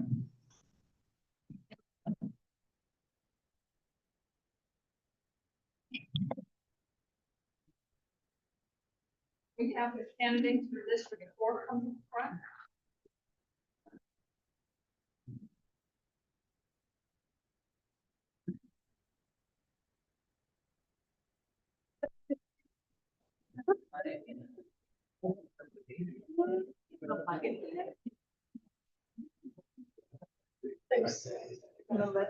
That's so whimsy of you. Always impressed by your words.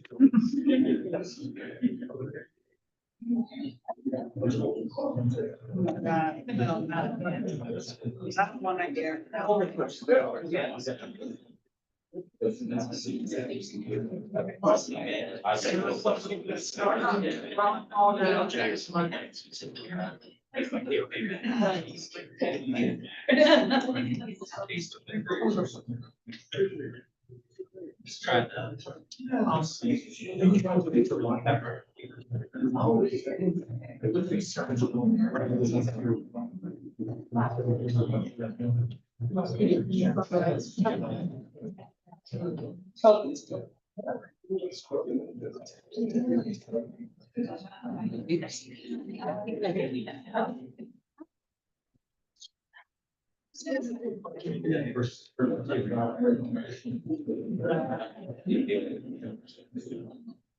Literally came in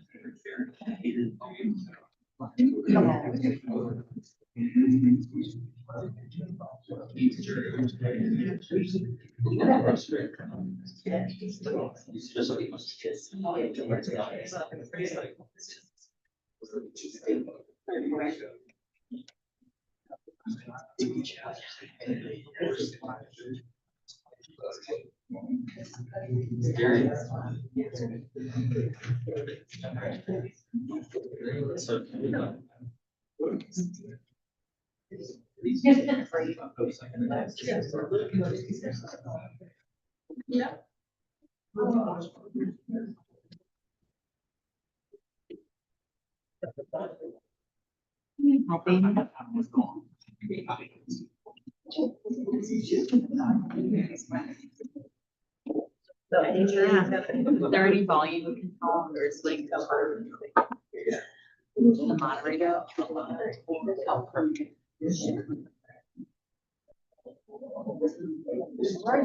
on it. She's on it.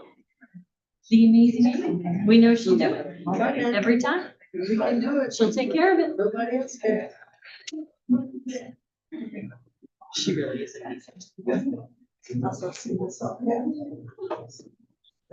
Getting late, we can all do it.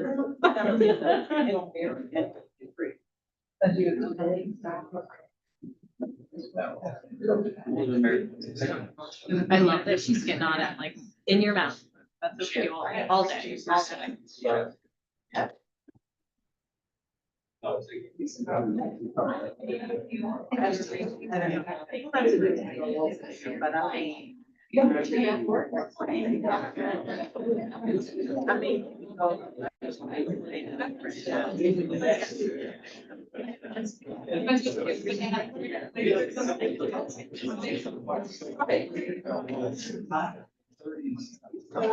But I'm not going to. Good evening, ladies and gentlemen, once again. Good. We made it to the final table this afternoon. And thank you for your patience. Can't hear you. I'm sorry.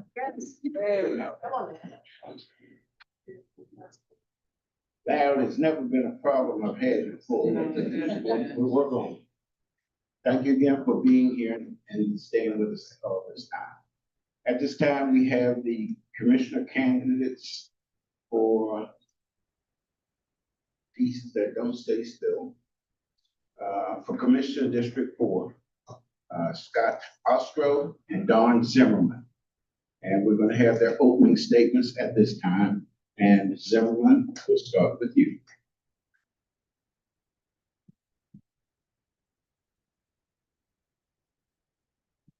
Good evening. I'm excited to be here this evening. My name is Dawn Zimmerman, and I'm running for County Commission District 4.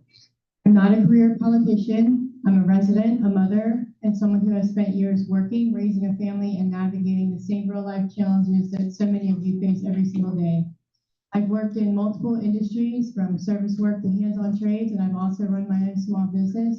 I understand what it means to stretch a dollar, to make tough decisions, and to live within a budget. That perspective matters, especially right now.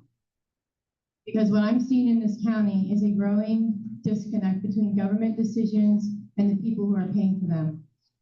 Families are being squeezed, home ownership is getting harder, not easier, and instead of focusing on efficiency, transparency, and priorities, we're seeing continued pressure for more spending, more expansion, and more long-term commitments that taxpayers will ultimately carry. I believe in a different approach. I believe local government should be focused, accountable, and disciplined. That means asking hard questions before improving spending. It means making sure our infrastructure is handled responsibly. It means supporting public safety and education while also respecting the taxpayers who fund it. And just as important, it means protecting what makes this county what it is. We don't need to rush toward overdevelopment or lose the rural character that so many people moved here for. Growth should be thoughtful, balanced, and aligned with the community, not driven by unchecked expansion or bureaucracy. I am running because I want decisions to be made with the people in mind first, not the system. I am someone who will speak up, ask questions others won't, and push for transparency where it's needed.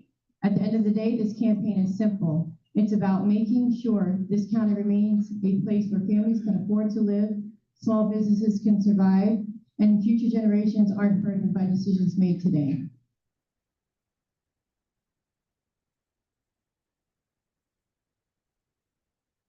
Watch the signs. Good evening, everybody. I want to thank everybody for coming out and taking the time to be here tonight. I want to thank the League of Women Voters. I want to thank the NAACP and the library for hosting this. A little bit about myself, for those of you who don't know. My family and I moved here in 2014.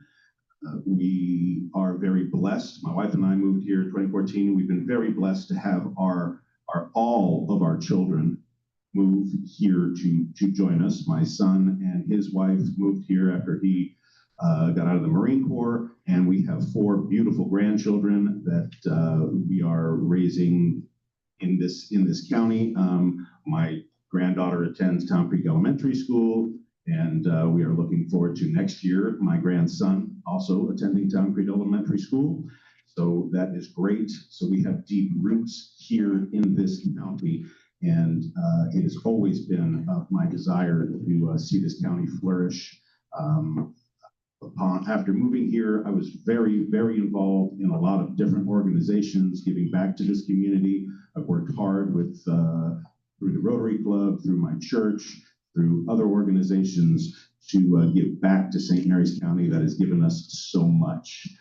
I've also been involved in several boards and commissions working within county government well prior to being elected as a county commissioner. So I understand how county government works. I understood that before I ran, and I've gained a much deeper understanding of it as a county commissioner.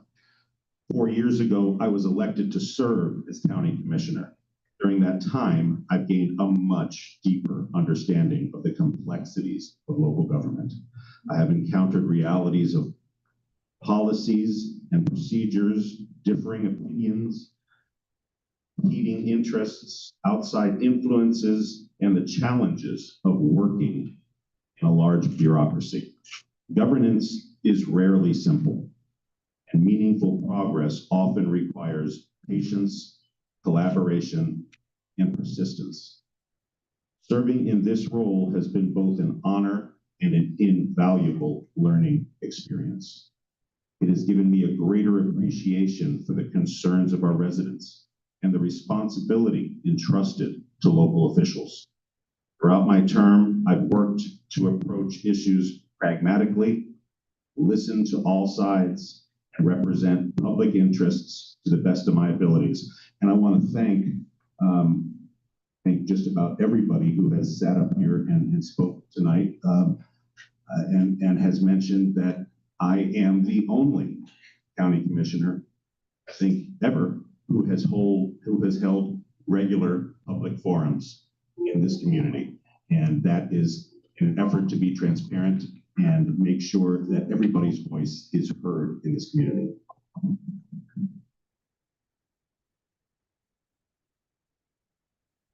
Our first question is going to, and we're going to start with Ms. Zimmerman. It's for both of you. Currently, $0 of the county budget goes to affordable housing. Are you willing to work with the next board to modify this? Short answer, yes.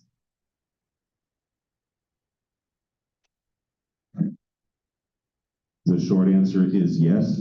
It is something that this commissioner has spoken on several times. We need to be able to look at different ways that we can make housing more affordable in this community. And I think that's going to take thinking outside the box. It's going to take stepping away from some of the quote unquote norms that we see. There's a lot of communities, affordable housing is a difficulty across this nation.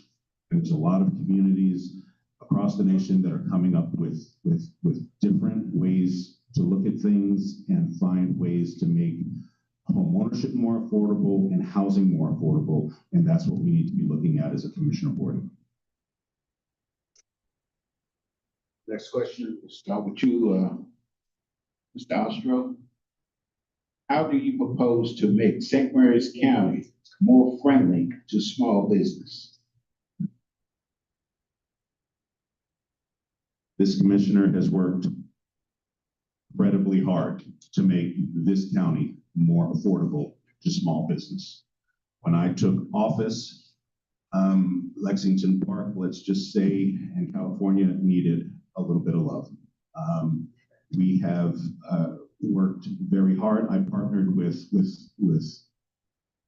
local leaders in our community. I partnered with businesses. I've partnered with investors. We have brought a lot of new business to St. Mary's County. Just take a look at Pax River Village Center. That is incredible what we're building there. That is going to bring not only new businesses, not only small businesses, but jobs. And also, I have worked very hard through public forums to ensure that everybody has a voice and business can grow.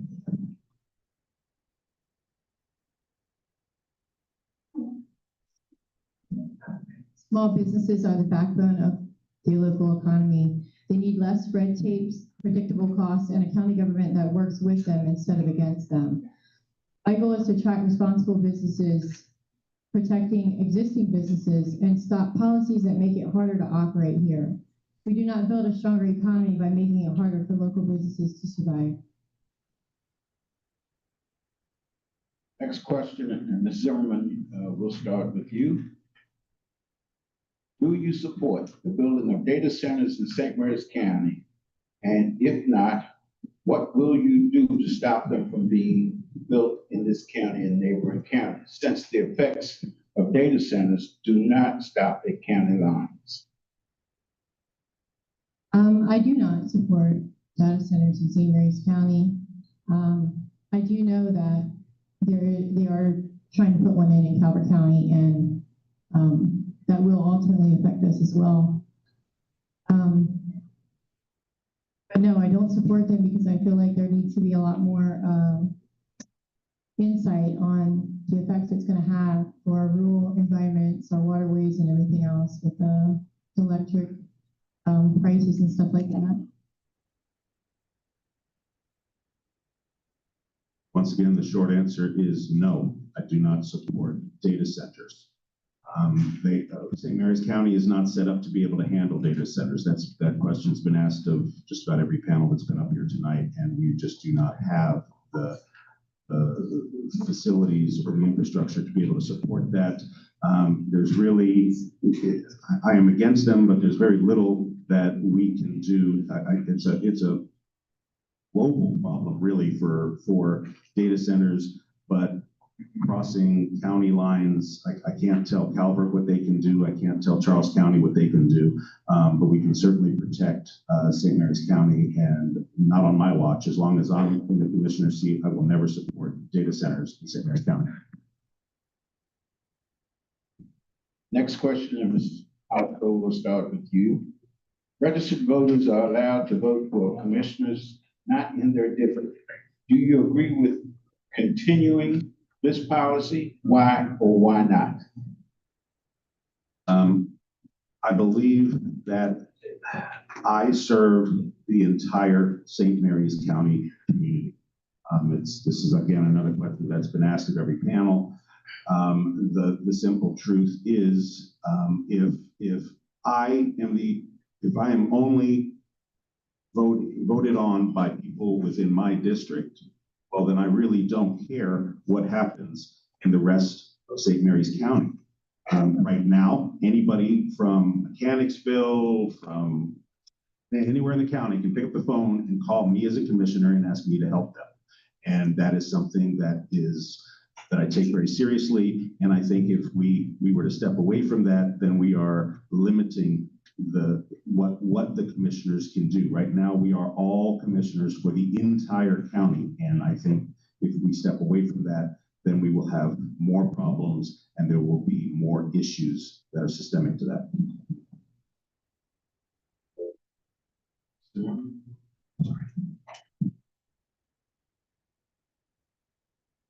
What's the question again?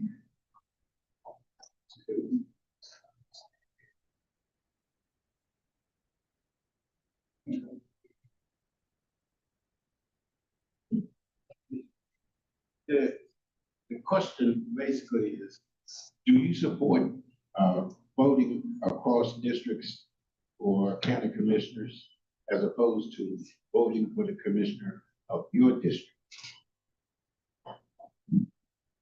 I support serving the county as a whole. I think that both sides are valid. I think the way that it is makes more sense to me for multiple reasons, because we're a whole county, whether we're different districts or not. I also understand that, somebody in Mechanicsville might not see Lexington Park, the same. We have different issues. I understand that. That's valid as well.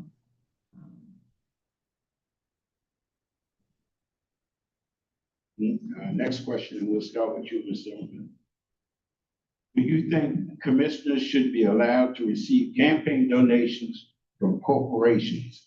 And if they do, should they then recuse themselves from making decisions impacting those donors? So I don't think that you can really control who donates to you. But I do think that it can be a conflict of interest. So yes, I do think that you would recuse yourself on certain things that involve the people that have donated to you as far as corporations.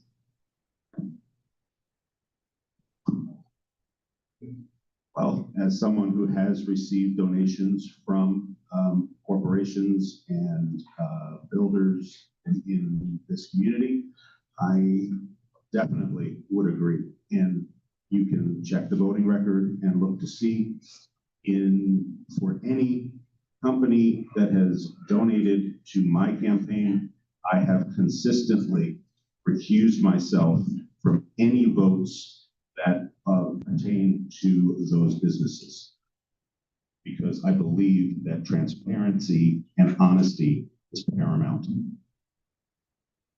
Next question, and we'll start with you, Mr. Ostro. You mentioned wanting to find ways to make housing affordable. What specific initiatives will you propose or support achieving this goal? I think what we need to look at is ways to look, okay, I'm a county commissioner, and anybody who says when they're running for office that, they're going to look into lowering prices for housing and all this, look, we can't change the price of a 2x4. It's not going to happen, right?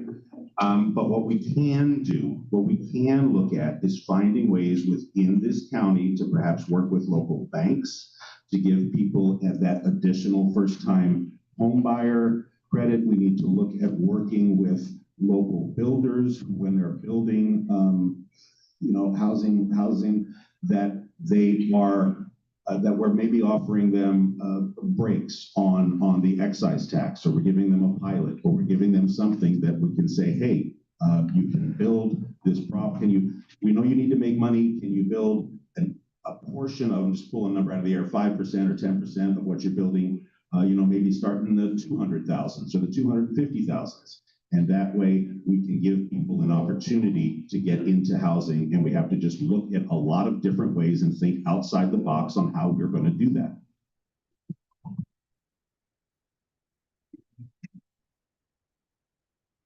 Housing costs are rising too fast for many families. Policies that increase fees, restrict supply the wrong way, or push unnecessary requirements can make homeownership harder instead of easier. My goal is to make housing more attainable while protecting community character, focus on smart policy, not added barriers. Homeownership should be more attainable, not harder, and government shouldn't be the reason why it isn't.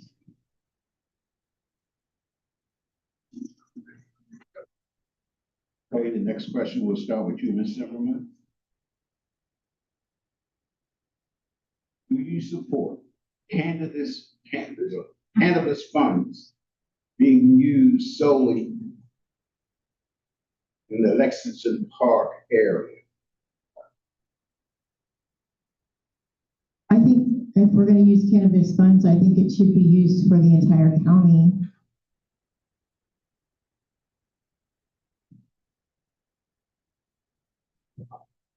Look, let's be honest, the way the cannabis distribution is set up, it is specific to specific zip codes that it can be used in. 20653 is the major zip code that it can be used in.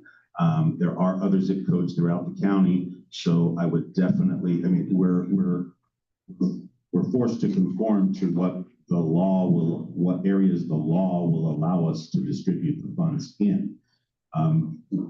I'm commissioner of the most populous district in St. Mary's County. A large portion of those funds will be used in 20653, but there are other districts throughout the county that those funds can be used for, and I firmly support them being able to be used throughout the county where they are legally allowed to be used.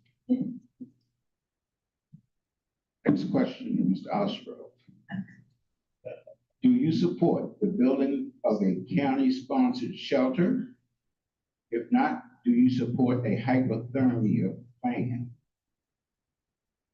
I do support a hypothermia plan. We do have one in the county. I think it's lacking in a few areas. It is something that I do know that our Department of Emergency Services is working on to improve. We have a lot of needs in this county, especially in the cold weather, especially in some of the hot weather that we are looking at, and we are continually addressing that need and the plans that we have for that. They are continually growing. They are continually changing due to the different and various needs of the people in our county. Could you please repeat that question? Yes. Do you support the building of a county-sponsored shelter? If not, do you support a hypothermia plan? I'm not familiar with what a hypothermia plan is, but I think that if we have the funds, I would support a shelter in the county. We already have a men's shelter here, but we don't necessarily have a women's shelter. We have homes in the back of a neighborhood that is not the greatest neighborhood to have women in with children. So there's some safety concerns in my opinion, but yes, I would support that if we have the funds in the budget. Next question, we'll start with you, Ms. Zimmerman. What will you do to ensure and improve the accessibility of yourself and other commissioners to direct inquiries from your constituents? I think public forums are great. I think answering emails, meeting with people, and just making yourself open to the whole county and being available.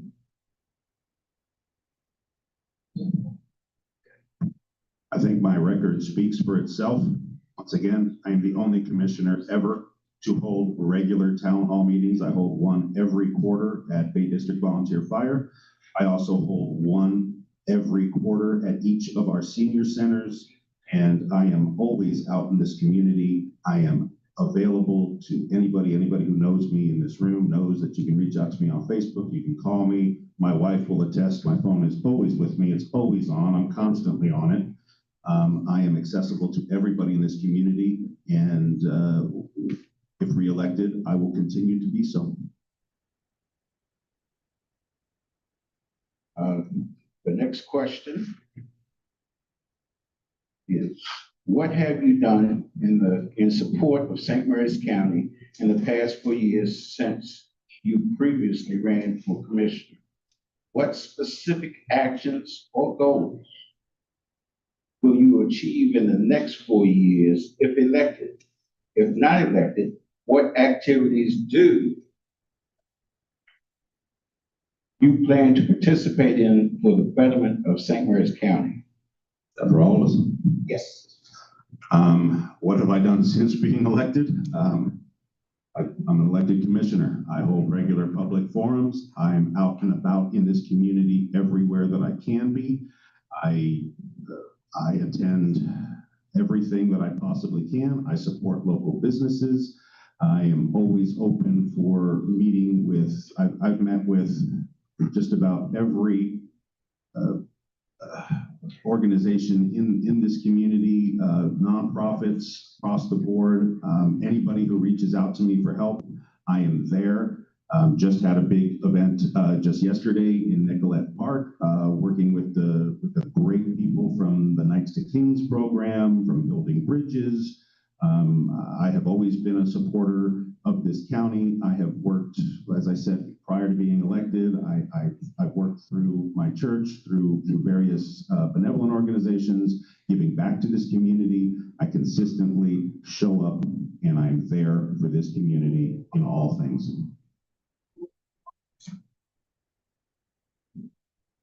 That was a very loaded lot of questions. What have I done since I ran last time? I'm a mom of 6, so I'm very busy. Sometimes it's hard for me to get out in the community, and anytime that I am an activist, first of all. And so when there are bills and things like that going up in Annapolis, I definitely send lots of emails to fight against things like medical freedom and other things. What I will do in the future is to just be there and to listen to the people in this community. The next question is yours, Ms. Zimmerman, alone. And the question is, how specifically will you govern differently than the incumbent?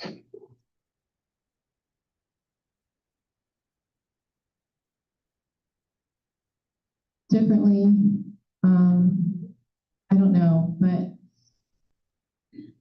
I would listen to the people and what they have to say because it matters. I'm not here to serve my own interests. I'm here to listen to what the people want. That's why we're a community, to bring the community closer together, to fight for the things that they want, to fight for the people that can't fight for themselves.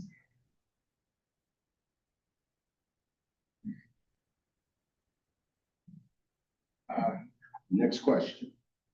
And this will be the last question.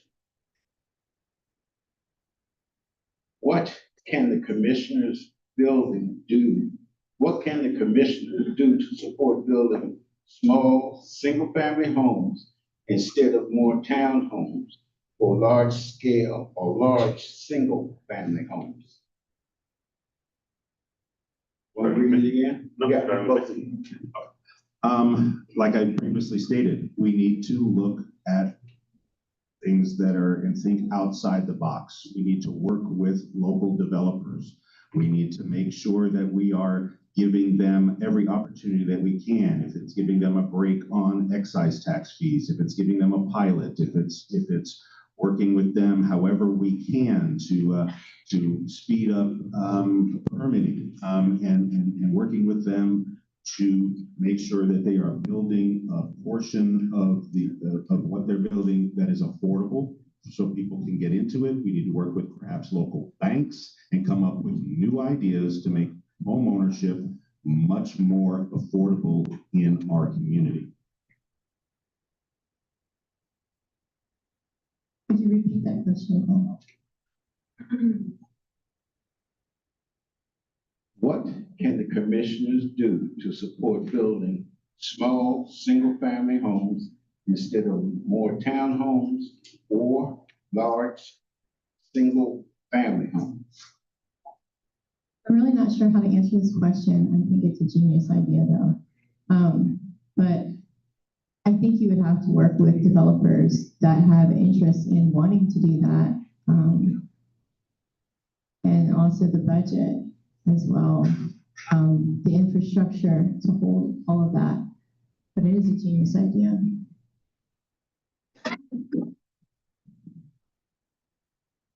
That ends our questions, and we would ask that you now make your final statements. And Ms. Zimmerman, we'll start with you. Thank you. Thank you for having me here. In closing, I want to leave you with something simple. This race is not about politics. It is about direction. Right now, many people in this county feel like things are getting harder. Costs are rising. Decisions feel disconnected.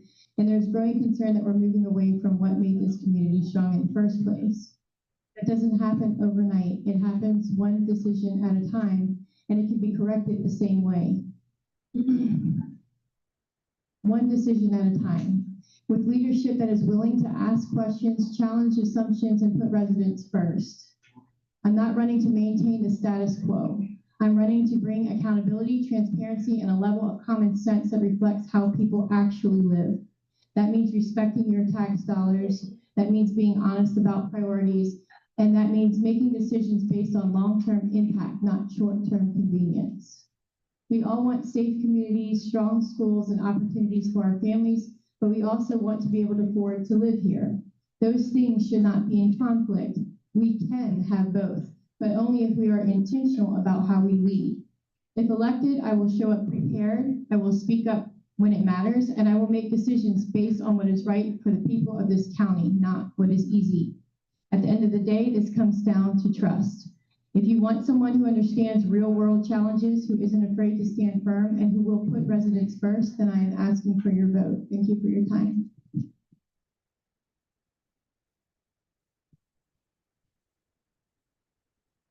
Once again, I want to thank League of Women Voters, the library, the NAACP, and all of you for coming out and being concerned enough with your community to want to come out and listen to a bunch of us talk and answer questions. The questions tonight have been great. An election in many ways is a gamble. The choices we make at the ballot box have real consequences for our community, our finances, our quality of life, and the future direction of our county. Sometimes those consequences are positive, sometimes they are not. The wrong choices have unpredictable and far-reaching effects that are difficult to reverse. Effective governance requires more than good intentions. It requires practical judgment, a willingness to listen, experience, and the ability to work through complex issues with balance and common sense. Throughout my service as your county commissioner, I have approached every issue with moderation, pragmatism, and a commitment to doing what is best for our county as a whole. I have worked to make thoughtful decisions based on facts, fiscal responsibility, and the interests of the citizens I serve. You may not always agree with every decision I make, but you can count on me to approach each challenge with honesty, reason, and a steady hand. This is a commitment I have made over the past 4 years, and it is a commitment I will continue to uphold if reelected. I sincerely ask your support, your trust, and your vote. Thank you all again for coming out, and have a blessed evening. And I want to also thank my opponent for coming out as well.